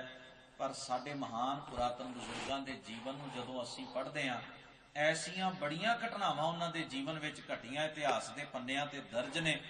भला क्यों ऐसा व्यवहार करते सन? क्योंकि उन्हां दे पल्ले धर्म है, सच्चे मनो धर्मी है। कानून का कोई डर नहीं, लोगों का कोई डर नहीं, हाथ च तलवार है, थर थर सरकार कंबदी है। इस माहौल दे विच भी जे गुनाह नहीं हो रहा, पाप नहीं किया, लुट नहीं की, चोरी नहीं की, भुखे मर गए, भुखे रह के अपना जीवन बतीत कर लिया, थोड़ा पहन लिया, लीरां पहन लिया अपने तन ते, बेघरे होके सार लिया, पर गुनाह नहीं किया। कोई वजह है ना भी बंदे दे अंदर धर्म इन्ना पक्का है, धर्म के ख्याल इन्ने डूंघे उतरे ने जीवन के अंदर भी माड़े तो माड़े हालात विच भी असूल का धर्म का पल्ला नहीं छुटता। धर्म की कमाई इनू क्या जाए। बंदे सुखी ने संसार अंदर, चंगा खा भी रहे ने, चंगा पहन भी रहे ने, फिर भी बेईमानी करने की आदत नहीं जाती, रिश्वतां लैण का सुभाव नहीं जाता, लुटां खोहां फिर भी सब तो वध रजे लोग ज्यादा करते हैं। भुखा करे तो गल समझ आउंदी है, रजे लोग अजे भी लुटां खोहां ते होए ने, बेईमानी ते होए ने, धक्के ते होए ने। जिन्ना वध तो वध आउंदा है आउण दिओ, भावें दूसरा जीउंदा है जे मरदा कोई परवाह नहीं। चंगी रोटी खाने आ, चंगा पहनते आ, चंगा रहिंदे आ, सोहना जीवन चल रहा, गुजारा चल रहा। कई बार तो गुजारे तो भी वध हुंदा है, पर की करिए, जिहड़ा अंदर दा खूह है भरदा ही नहीं, इहदा की करिए। फिर भी लुट ते खोह ते बेईमानियां ते धक्केशाहियां दे उत्ते किन्ना कुछ बंदा समाज विच कर रहा। ਇਹਦਾ मतलब तो एको ही है ना कि मनुख के अंदर इहो जिहा खूह बंदे ने पुट छड्डिया, जिहड़ा भरदा सारी उम्र लगा रहिंदा, भरदा फिर भी नहीं, अखीर दुखी होके जांदा है कि नहीं अजे ते रजे ही नहीं, अजे तो बने ही कख नहीं है। जे 1000 साल की भी जिंदगी बंदे नूं मिल जाए, तुसीं अंदाजा लाओ, 60 सालां च दुनिया च कोहराम मचा दिंदा है। 80 सालां च 100 साल तक जिहड़ा पहुंचदा है, वो अपने जीवन च किन्ना कुछ करदा है। जे दी उम्र 500 साल 1000 साल होवे, करे की संसार च?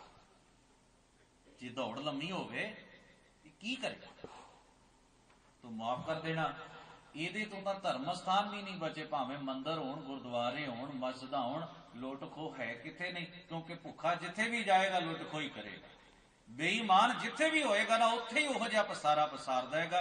सवाल यह है कि जदों असीं मनो धर्म के असूल का आदर नहीं करते, रिस्पैक्ट नहीं करते, उन्होंने जीण ते हंडाउण की कोशिश नहीं करते, बाहरी असूल ने, बंदा वो असूल तो बंदे वास्ते ही बने सन भी इन्हां असूलों की पालना करके हौली हौली धार्मिक बनेगा, पर वो असूल लोगों के डर करके बंदा मन रहा है। जदों कोई डर नहीं हुंदा, लोगों की नज़र पासे हुंदी है, आपे ही वो असूल तोड़ भी दिंदा। चोरी, सतगुरु गुरु ग्रंथ साहब महाराज कहते हैं ये धर्म नहीं। हे मनुख, जे तू अपने जीवन अंदर धर्म ले आवें, जे तू अपने जीवन अंदर सच ले आवें, तो यदा एको ही तरीका जे तू लियाना चाहना है, वो की है? कीरत करन, वाहिगुरू की सिफत नाल जुड़, रब के गुणा नाल, रब का अदब रख, उन्होंने नेड़े महसूस कर। उन्होंने ज्यों ज्यों तू अपने नेड़े महसूस करेगा, उहदे गुण जिहड़े ने निर्वैर होना, निरभव होना, सत, क्योंकि वह सच्चा है, सचियारा है, वो सच नूं अपने जीवन अंदर लैके आउणा। एक प्रोसैस है, एक सफर है। ਜਿਹੜਾ ਧਰਮੀ ਨੇ ਗੁਰੂ ਦੇ ਸ਼ਬਦ ਦੇ ਮੁਤਾਬਕ ਸਿੱਖ ਬਣ ਕੇ ਕਰਨਾ ਹੈ। ਇਹ ਸਫ਼ਰ ਹੈ, ਇਹਦਾ ਸਾਡੇ ਬਾਹਰ ਦੇ ਕਰਮ ਕਾਂਡਾਂ ਨਾਲ ਕੋਈ ਸੰਬੰਧ ਨਹੀਂ ਹੈ। ਇਹਦਾ ਸੰਬੰਧ ਹੈ ਸਾਡੇ ਅੰਦਰ ਦੀ ਪ੍ਰਣ ਨਾਲ, ਦ੍ਰਿੜਤਾ ਦੇ ਨਾਲ, ਕਿ ਅਸੀਂ ਦ੍ਰਿੜ ਕਿੰਨੇ ਆ, ਸਿਦਕ ਕਿੰਨਾ, ਭਰੋਸਾ ਕਿੰਨਾ ਕਿ ਇਸ ਗੱਲ ਉੱਤੇ, ਔਰ ਅਸੀਂ ਕਿੰਨਾ ਕਿਨੂੰ ਮੰਨਣ ਦੇ ਆਰ ਵਿੱਚ ਆ। ਸਤਿਗੁਰੂ ਕਹਿੰਦੇ ਕੀਰਤ ਕਰਨ ਸ਼ਰਨ ਮਨ ਮੋਹਨ। ਜਿਹੜੇ ਉਸ ਸਰਵ ਵਿਆਪਕ ਅਕਾਲ ਪੁਰਖ ਦੀ ਸ਼ਰਨ ਵਿੱਚ ਪੈਂਦੇ ਨੇ ਤੇ ਉਸ ਅਕਾਲ ਪੁਰਖ ਵਾਹਿਗੁਰੂ ਦੇ ਗੁਣਾਂ ਨੂੰ ਗਾਉਂਦੇ ਨੇ, ਭਾਵ ਉਹਦੇ ਰੱਬ ਦੇ ਗੁਣਾਂ ਦੀ ਪ੍ਰੈਕਟਿਸ ਕਰਦੇ ਨੇ। ਸ਼ਰਨ ਮਨ ਮੋਹਨ ਜੋਹਨ ਪਾਪ ਬਿਦਾਰਨ ਕਉ। ਰੱਬ ਦੀ ਸਿਫਤ ਤੇ ਰੱਬ ਦੀ ਸ਼ਰਨ ਉਹ ਇਸ ਕਰਕੇ ਪੈਂਦੇ ਨੇ ਵੀ ਹੇ ਅਕਾਲ ਪੁਰਖ ਵਾਹਿਗੁਰੂ, ਸਾਡੇ ਜਿਹੜੇ ਪਾਪ ਨੇ ਨਾ, ਜਿਹੜੇ ਦੋਸ਼ ਨੇ ਸਾਡੇ ਅੰਦਰ, ਜਿਹੜੀਆਂ ਖਰਾਬੀਆਂ ਪੈਦਾ ਹੋ ਗਈਆਂ ਨੇ ਇਸ ਜੀਵਨ ਅੰਦਰ, ਜਿਹੜੇ ਔਗਣ ਅਪਰਾਧ ਆ ਗਏ ਨੇ ਇਸ ਜੀਵਨ ਅੰਦਰ, ਉਹ ਨਾਸ਼ ਹੋ ਜਾਣ, ਉਹ ਖਤਮ ਹੋ ਜਾਣ। ਸਤਿਗੁਰੂ ਕਹਿੰਦੇ ਨਰ ਅਚੇਤ, ਇਹ ਚੇਤੇ ਚ ਨਾ ਰੱਖਣ ਵਾਲੇ, ਚਿੰਤਨ ਨਾ ਕਰਨ ਵਾਲੇ, ਨਾ ਸੋਚਣ ਵਾਲੇ ਬੰਦੇ ਪਾਪ ਤੇ ਡਰ ਰਹੇ, ਪਾਪ ਤੋਂ ਮੁਕਤ ਰਹੇ, ਪਾਪ ਤੋਂ ਪਾਸੇ ਰਹੇ, ਤੋਂ ਭੈ ਖਾ, ਕਿਉਂਕਿ ਆਤਮਿਕ ਜੀਵਨ ਵਾਸਤੇ ਤਬਾਹੀ ਪੈਦਾ ਕਰਦਾ ਹੈ। ਦਾਤਾਰ ਜੀ ਆਖਦੇ ਨੇ ਹਰ ਤਾਰਨ ਤਰਨ ਸਮਰੱਥ ਸਭੈ ਬਿਦ। ਤਾਰਨ ਦਾ ਅਰਥ ਹੁੰਦਾ ਹੈ ਜਿਹੜਾ ਪਾਰ ਕਰਨ ਦੀ ਤਾਕਤ ਰੱਖਦਾ ਹੈ, ਜਿਹੜਾ ਸਾਡਾ ਭਲਾ ਕਰ, ਇਹਨਾਂ ਬੁਰਾਈਆਂ ਤੋਂ ਬਚਾ ਲਵੇ। ਤਰਨ ਦਾ ਅਰਥ ਹੈ ਬੇੜੀ। ਜਿਵੇਂ ਨਦੀ ਨੂੰ ਪਾਰ ਕਰਨਾ ਹੋਵੇ ਤੇ ਅਸੀਂ ਬੇੜੀ ਦਾ ਆਸਰਾ ਤੱਕਦੇ ਹਾਂ। ਗੁਰੂ ਮਹਾਰਾਜ ਕਹਿੰਦੇ ਨੇ ਠੀਕ ਇਸੇ ਤਰ੍ਹਾਂ ਜੇ ਬੁਰਾਈਆਂ ਦੇ ਇਸ ਸਾਗਰ ਨੂੰ ਤਰਨਾ ਹੋਵੇ, ਬੁਰਾਈਆਂ ਦੇ ਇਸ ਸਮੁੰਦਰ ਨੂੰ ਪਾਰ ਕਰਨਾ ਹੋਵੇ, ਤਾਂ ਇਹਦੇ ਲਈ ਰੱਬ ਦੇ ਗੁਣ ਬੇੜੀ ਹੈ। ਰੱਬ ਦੇ ਗੁਣ ਜਿਹੜੇ ਨੇ ਉਹ ਬੇੜੀ, ਉਹ ਸਹਾਰਾ ਹੈ ਸਾਡਾ। ਹਰ ਤਾਰਨ ਤਰਨ ਸਮਰੱਥ ਸਭੈ ਬਿਦ। ਉਹ ਹਰੀ ਅਕਾਲ ਪੁਰਖ ਵਾਹਿਗੁਰੂ ਸਭ ਬਿਦ ਸਮਰੱਥ ਹੈ। ਉਹਦੇ ਗੁਣ ਜਿਹੜਾ ਵੀ ਮਨੁੱਖ ਆਪਣੇ ਜੀਵਨ ਵਿੱਚ ਲਿਆਉਂਦਾ ਹੈ ਉਹਦਾ ਭਲਾ ਹੁੰਦਾ ਹੈ। ਸਤਿਗੁਰੂ ਆਖਦੇ ਨੇ ਕੁੱਲਾਂ ਸਮੂਹ ਉਦਾਹਰਣ ਸੋ। ਉਹ ਸਾਡੀਆਂ ਕੁੱਲਾਂ ਦਾ ਸਮੂਹ ਵੀ ਉਧਾਰ ਦਿੰਦਾ ਹੈ, ਸਾਡੇ ਗਿਆਨ ਇੰਦਰੀਆਂ ਦਾ ਭਲਾ ਕਰ ਦਿੰਦਾ ਹੈ, ਸਾਡੀ ਸੁਰਤ ਨੂੰ ਉੱਚਿਆਂ ਕਰ ਦਿੰਦਾ ਹੈ। ਜੇ ਸਾਡੇ ਚ ਗੁਣ ਆਇਆ, ਸਾਡੇ ਆਲੇ ਦੁਆਲੇ ਵਿੱਚ ਵੀ ਉਹਨਾਂ ਗੁਣਾਂ ਨੂੰ ਪ੍ਰਾਪਤ ਕਰਕੇ ਕਿੰਨੇ ਹੋਰ ਜੀਵ ਜਿਹੜੇ ਨੇ ਉਹ ਸੱਚ ਵਾਲੇ ਪਾਸੇ ਤੁਰ ਪੈਂਦੇ ਨੇ। ਸਤਿਗੁਰੂ ਸਮਝਾਉਂਦਿਆਂ ਕਹਿੰਦੇ ਨੇ ਚਿੱਤ ਚੇਤ, ਚਿੱਤ ਵਿੱਚ ਚੇਤੇ ਕਰ, ਅਚੇਤ ਹੇ ਭੁੱਲ ਗਏ ਮਨੁੱਖ, ਆਪਣੇ ਚੇਤੇ ਵਿੱਚ ਇਸ ਗੱਲ ਨੂੰ ਲਿਆ, ਇਹਨੂੰ ਯਾਦ ਕਰ, ਇਸ ਗੱਲ ਵੱਲ ਧਿਆਨ ਦੇ। ਜਾਨ ਸਤ ਸੰਗਤ, ਗੁਰੂ ਦੀ ਸੱਚੀ ਸੰਗਤ ਨੂੰ ਜਾਣ, ਉਸ ਵਿੱਚ ਬੈਠ, ਗੁਰੂ ਦੀ ਸੱਚੀ ਸੰਗਤ ਦਾ ਲਾਭ ਲੈ। ਮਹਾਰਾਜ ਕਹਿੰਦੇ ਨੇ ਭਰਮ ਅੰਧੇਰ ਮੋਹਿਓ ਕਤ ਧਉ। ਭਰਮ ਦਾ ਅਰਥ ਹੈ ਭੁਲੇਖਿਆਂ ਵਿੱਚ। ਅੰਦਰ ਤੇਰੇ ਅਗਿਆਨਤਾ ਦਾ ਹਨੇਰਾ ਹੈ, ਅੰਧੇਰ। ਅਗਿਆਨਤਾ ਦੇ ਹਨੇਰੇ ਵਿੱਚ ਭੁਲੇਖਿਆਂ ਵਸ ਪਿਆ ਹੋਇਆ ਤੂੰ ਮੋਹਿਆ ਗਿਆ ਤੇ ਭਟਕ ਰਿਹਾ। ਚਾਰ ਸਵੇਰੇ ਤੂੰ ਭਟਕ ਰਿਹਾ, ਤੇਰੇ ਮਾਨਸਿਕ ਭਟਕਣਾ ਕਦੇ ਮੁੱਕਦੀ ਨਹੀਂ। ਦਾਤਾਰ ਜੀ ਆਖਦੇ ਨੇ ਮੂਰਤ ਘਰੀ ਚਸਾ ਪਲ ਸਿਮਰਨ। ਕੋਈ ਮੂਰਤ ਦਾ ਅਰਥ ਹੁੰਦਾ ਹੈ, ਇੱਕ ਸ਼ਬਦ ਹੈ ਮੂਰਤ, ਮੂਰਤ ਦਾ ਅਰਥ ਹੁੰਦਾ ਹੈ ਤਸਵੀਰ। ਮੂਰਤ ਦਾ ਅਰਥ ਹੈ ਸਮਾਂ, ਸ਼ੁਭ ਸਮਾਂ। ਸਤਿਗੁਰੂ ਕਹਿੰਦੇ ਨੇ ਮੂਰਤ, ਘਰੀ, ਚਸਾ, ਪਲ, ਇਹ ਸਾਰੇ ਸਮੇਂ ਦੀਆਂ ਇਕਾਈਆਂ ਨੇ। ਜਿਵੇਂ ਅਸੀਂ ਵੰਡ ਲਈਏ ਸੈਕਿੰਡ, ਮਿੰਟ, ਇਸ ਤਰ੍ਹਾਂ ਸਮੇਂ ਦੀਆਂ ਇਕਾਈਆਂ ਨੇ। ਸਤਿਗੁਰੂ ਕਹਿੰਦੇ ਨੇ ਥੋੜਾ ਜਿਹਾ ਸਮਾਂ ਵੀ, ਇੱਕ ਪਲ ਜਿੰਨਾ, ਇੱਕ ਘੜੀ ਜਿੰਨਾ, ਇੱਕ ਚਸੇ ਜਿੰਨਾ ਸਮਾਂ, ਇੱਕ ਮੂਰਤ ਜਿੰਨਾ ਸਮਾਂ, ਰਾਮ ਨਾਮ ਰਸਨਾ ਸੰਗ ਲੋ। ਭਾਵੇਂ ਥੋੜਾ ਹੀ ਸਹੀ। ਮਹਾਰਾਜ ਕਹਿੰਦੇ ਨੇ ਰੱਬ ਸਰਵ ਵਿਆਪਕ ਅਕਾਲ ਪੁਰਖ ਵਾਹਿਗੁਰੂ ਦਾ ਨਾਮ, ਉਹਦੀ ਹੋਂਦ ਨੂੰ ਚੇਤੇ ਕਰ ਤੇ ਰਸਨਾ ਤੋਂ ਉਹਦੀ ਸਿਫਤ ਕਹਿ, ਉਹਨੂੰ ਚੰਗਾ ਕਹਿ। ਕਿਉਂ ਦਿਨ ਰਾਤ ਕੂੜ ਹੀ ਬਕਦਾ ਰਹਿੰਦਾ ਹੈ? ਕਿਉਂ ਦਿਨ ਰਾਤ ਚੁਗਲੀ ਤੇ ਨਿੰਦਾ ਦੇ ਚੱਕਰ ਵਿੱਚ ਹੀ ਝੂਠੀਆਂ ਗਵਾਹੀਆਂ ਹੀ ਦਿੰਦਾ ਰਹਿੰਦਾ ਹੈ? ਕਦੇ ਰੱਬ ਦੀ ਸਿਫਤ ਵੀ ਆਪਣੇ ਮੂੰਹ ਤੋਂ ਕਰ ਲਿਆ ਕਰ, ਚੰਗਾ ਕਹਿ ਲਿਆ ਕਰ, ਕੁਝ ਸੱਚ ਵੀ ਬੋਲ ਲਿਆ ਕਰ ਕੁਝ। ਹਜ਼ੂਰ ਆਖਦੇ ਰਾਮ ਨਾਮ ਰਸਨਾ ਸੰਗ ਲਓ। ਕਦੇ ਰੱਬ ਦਾ ਨਾਮ ਵੀ ਆਪਣੀ ਜ਼ਬਾਨ ਤੋਂ ਲੈ ਲਿਆ ਕਰ। ਭਾਵ ਬੰਦਾ ਜੋ ਜ਼ਬਾਨ ਤੋਂ ਕਹਿੰਦਾ, ਇਹਦਾ ਮਤਲਬ ਹੁੰਦਾ ਹੈ ਵੀ ਉਹਦਾ ਕੋਈ ਨਾ ਕੋਈ ਪ੍ਰਭਾਵ ਉਹਦੇ ਮਨ ਉੱਤੇ ਹੁੰਦਾ ਹੈ। ਜੇ ਮੈਂ ਦਿਨ ਰਾਤ ਝੂਠ ਬੋਲਿਆ, ਇਹਦਾ ਮਤਲਬ ਪ੍ਰੈਕਟਿਸ ਝੂਠ ਦੀ ਹੋ ਰਹੀ ਹੈ ਨਾ। ਜਿੰਨੇ ਬੋਲੀ ਜਾਵਾਂਗਾ ਪ੍ਰੈਕਟਿਸ ਵੱਧ ਜਾਏਗੀ। ਔਰ ਜਿੰਨੇ ਬੰਦਾ ਬਹੁਤੇ ਝੂਠ ਬੋਲਦਾ, ਸ਼ੁਰੂਆਤ ਇੱਕ ਝੂਠ ਤੋਂ ਹੀ ਕਰਦਾ ਹੈ, ਫਿਰ ਹੀ ਬਹੁਤੇ ਬੋਲਣੇ ਸਿੱਖਦਾ ਹੈ। ਇਹਦਾ ਭਾਵ ਇਹ ਹੈ ਵੀ ਆਪਣੇ ਜਿਹੜੇ ਗਿਆਨ ਇੰਦਰੇ ਨੇ ਨਾ, ਆਪਣੀ ਜ਼ਬਾਨ ਨੇ, ਇਸ ਜ਼ਬਾਨ ਨੂੰ ਮੰਦੇ ਪਾਸੇ ਜਾਣ ਤੋਂ ਰੋਕਣ ਦਾ ਯਤਨ ਕਰ। ਸਤਿਗੁਰੂ ਮਹਾਰਾਜ ਆਖਦੇ ਨੇ ਹੋਛੋ ਕਾਜ। ਹੋਛੋ ਦਾ ਅਰਥ ਹੁੰਦਾ ਹੈ ਹੋਛਾ, ਥੋੜੇ ਸਮੇਂ ਦਾ। ਅਸੀਂ ਕਹਿੰਦੇ ਇਹ ਬੰਦਾ ਬੜਾ ਹੋਛ ਹੈ, ਇਹਦਾ ਮਤਲਬ ਹੈ ਬੜੀ ਛੇਤੀ ਕੋਈ ਗੱਲ ਕਰ ਦਿੰਦਾ ਹੈ, ਕੋਈ ਕੰਮ ਕਰ ਦਿੰਦਾ ਹੈ, ਸੋਚਦਾ ਨਹੀਂ, ਮਗਰੋਂ ਨੁਕਸਾਨ ਚੁੱਕਣਾ ਪੈਂਦਾ। ਅਸੀਂ ਕਹਿੰਦੇ ਬੰਦਾ ਹੋਛਾ ਹੈ, ਗਲਤੀਆਂ ਬਹੁਤ ਕਰਦਾ ਹੈ, ਹੋਛਾ ਹੀ ਗਲਤੀ ਕਰੇਗਾ। ਉੱਥੇ ਸੋਚ ਨਹੀਂ ਹੈ, ਬਸ ਐਕਸ਼ਨ। ਗੁਰੂ ਮਹਾਰਾਜ ਕਹਿੰਦੇ ਹੋਛੋ ਕਾਜ। ਹੇ ਮਨੁੱਖ, ਤੂੰ ਉਹ ਕੰਮਾਂ ਦੇ ਨਾਲ ਜੁੜਿਆ ਜਿਹੜੇ ਹੋਛੇ ਨੇ ਵੀ, ਬਸ ਤਟ ਫਟ ਜੋ ਮਨ ਚ ਆਇਆ ਚਸਕਾ ਭੋਗ ਲਿਆ, ਬੁਰਾਈ ਮਨ ਚ ਆਈ ਕਰ ਦਿੱਤੀ, ਪ੍ਰਭਾਵ ਅਧੀਨ। ਪਰ ਉਹਦਾ ਬਾਅਦ ਵਿੱਚ ਬਹੁਤ ਲੰਬਾ ਸਮਾਂ ਤੈਨੂੰ ਜਦੋਂ ਫਲ ਭੁਗਤਣਾ ਪੈਂਦਾ ਹੈ, ਸਜ਼ਾ ਭੋਗਣੀ ਪੈਂਦੀ ਹੈ, ਫਿਰ ਤੂੰ ਦੁੱਖ ਵਿੱਚ ਹੁੰਦਾ ਹੈ, ਤਕਲੀਫ ਵਿੱਚ ਹੁੰਦਾ ਹੈ। ਹੋਛੋ ਕਾਜ ਅਲਪ ਸੁਖ। ਥੋੜ ਵਿਤਾ ਕੰਮ ਜਿਹੜੇ ਨੇ ਉਹਦਾ ਸੁਖ ਬਹੁਤ ਵੱਡਾ ਹੈ। ਬੰਦਾ ਸੋਚਦਾ ਉਹਦਾ ਸੁਖ ਬਹੁਤ ਵੱਡਾ ਹੈ, ਪਰ ਉਹਦਾ ਸੁਖ ਵੀ ਉਹਨਾਂ ਕੀ ਹੁੰਦਾ ਹੈ। ਬੰਧਨ, ਉਹ ਫਿਰ ਬੰਧਨ ਬਣ ਜਾਂਦਾ ਹੈ। ਇੱਕ ਵਾਰ ਬੁਰਾਈ ਕੀਤੀ, 2 ਵਾਰ ਕੀਤੀ, 3 ਵਾਰ ਪ੍ਰੈਕਟਿਸ ਹੋ ਗਈ, ਹੁਣ ਬੰਦਾ ਉਹਦੇ ਜਾਲ ਵਿੱਚ ਫਸ ਗਿਆ, ਉਹਦੇ ਜਾਲ ਵਿੱਚ ਫਸ ਗਿਆ, ਬੰਧਨ ਪੈ ਗਿਆ ਨਾ। ਹੁਣ ਪਹਿਲਾਂ ਮਨੁੱਖ ਨੂੰ ਇਵੇਂ ਲੱਗਦਾ ਵੀ ਮੈਂ ਇਹ ਕੰਮ ਕਰ ਰਿਹਾ, ਹੁਣ ਕੰਮ ਮਨੁੱਖ ਨੂੰ ਯੂਜ਼ ਕਰ ਰਿਹਾ, ਬੰਧਨ ਦੇ ਵਿੱਚ ਆ ਗਿਆ। ਹੋਛੋ ਕਾਜ ਅਲਪ ਸੁਖ ਬੰਧਨ। ਮਹਾਰਾਜ ਕਹਿੰਦੇ ਕੋਟ ਜਨਮ ਕਹਾਂ ਦੁੱਖ ਭਾਉ। ਹੇ ਮਨੁੱਖ, ਇਸ ਹਿਸਾਬ ਨਾਲ ਤਾਂ ਤੈਨੂੰ ਕਰੋੜਾਂ ਜਨਮ ਵੀ ਮਿਲਣ, ਮਨੁੱਖਾ ਜਨਮ ਕਰੋੜਾਂ ਵੀ ਮਿਲ ਜਾਣ, ਤੂੰ ਇਵੇਂ ਹੀ ਕਰਦਾ ਰਹੇਗਾ। ਭਾਵ ਇਹ ਵੀ ਜੇ ਸੰਤੁਸ਼ਟੀ ਨਾ ਰਿਓ ਤੇ ਜ਼ਿੰਦਗੀ ਬਹੁਤੀ ਲੰਮੀ ਵੀ ਹੋਈ, ਤੇ ਬਾਰ-ਬਾਰ ਮਨੁੱਖ ਦਾ ਜੀਵਨ ਵੀ ਜੇ ਤੈਨੂੰ ਮਿਲ ਜਾਏ, ਤੇ ਜੇ ਤੇਰੀ ਸਿਚੁਏਸ਼ਨ ਨਹੀਂ ਬਦਲਦੀ, ਸੁਭਾਅ ਨਹੀਂ ਬਦਲਦਾ, ਤੇ ਜੀਣਾ ਤੇ ਤੂੰ ਇਵੇਂ ਹੀ ਹੈ ਨਾ। ਬੰਦਾ ਚਾਹੁੰਦਾ ਨਾ ਲੰਮੀ ਉਮਰ, ਮੇਰੀ ਉਮਰ ਲੰਮੀ ਹੋ ਜਾਏ, ਤਾਂ ਕਿ ਮੈਂ 40 ਸਾਲ ਹੋਰ ਠੱਗੀ ਮਾਰ ਸਕਾਂ, 20 ਸਾਲ ਹੋਰ ਲੋਕਾਂ ਨੂੰ ਦੁਖੀ ਕਰ ਸਕੇ। ਇਹੀ ਮਤਲਬ ਨਿਕਲੇਗਾ ਨਾ ਇਹਦਾ। ਮੈਂ ਤਾਂ ਚਾਹੁੰਦਾ ਵੀ ਉਮਰ ਲੰਮੀ ਹੋ ਜਾਏ, ਪਰ ਮੈਂ ਉਹਨਾਂ ਵੱਲ ਵੀ ਤਾਂ ਵੇਖਾਂ ਨਾ ਜਿਹੜੇ ਮੇਰੀ ਉਮਰ ਤੋਂ ਪਹਿਲਾਂ ਹੀ ਦੁਖੀ ਤੇ ਪਰੇਸ਼ਾਨ ਨੇ, ਉਹਨਾਂ ਦਾ ਕੀ ਬਣੇ। ਹਰ ਬੰਦਾ ਹੀ ਚਾਹੁੰਦਾ ਮੈਂ ਜੀਣਾ ਚਾਹੁੰਦਾ, ਸਾਹ ਚੱਲਦੇ ਰਹਿਣ, ਮੈਂ ਕੋਈ ਨਾ ਕੋਈ ਐਕਸ਼ਨ ਆਪਣੇ ਸਰੀਰ ਰਾਹੀਂ ਕਰਦਾ ਰਵਾਂ।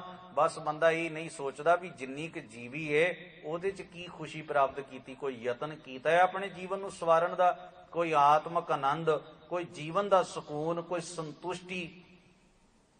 ਜੇ ਮੈਂ 20 ਸਾਲ ਚ ਸੈਟਿਸਫਾਈ ਨਹੀਂ ਆ, ਤਾਂ ਅਗਲੇ 20 ਸਾਲਾਂ ਚ ਕੀ ਹੋਏਗਾ। ਪਹਿਲੇ ਪੁੱਟੇ ਹੋਏ ਕਦਮਾਂ ਦਾ ਖਮਿਆਜਾ ਤੇ ਹੁਣ ਭੁਗਤ ਰਿਹਾ। ਹੁਣ ਜਿਹੜੇ 20 ਸਾਲ ਵੱਧ ਗਏ, ਇਹਦੇ ਚ ਜੋ ਕਰਾਂਗਾ ਅਗਲੇ 20 ਸਾਲ ਦੁਖੀ ਹੋ ਜਾਣਗੇ। ਇਹਦਾ ਮਤਲਬ ਤੇ ਇੱਕੋ ਹੀ ਹੈ, ਅਸੀਂ ਜੀਵਨ ਬਹੁਤਾ ਮੰਗਦੇ ਆ, ਜੁਗਤ ਨਹੀਂ ਮੰਗਦੇ।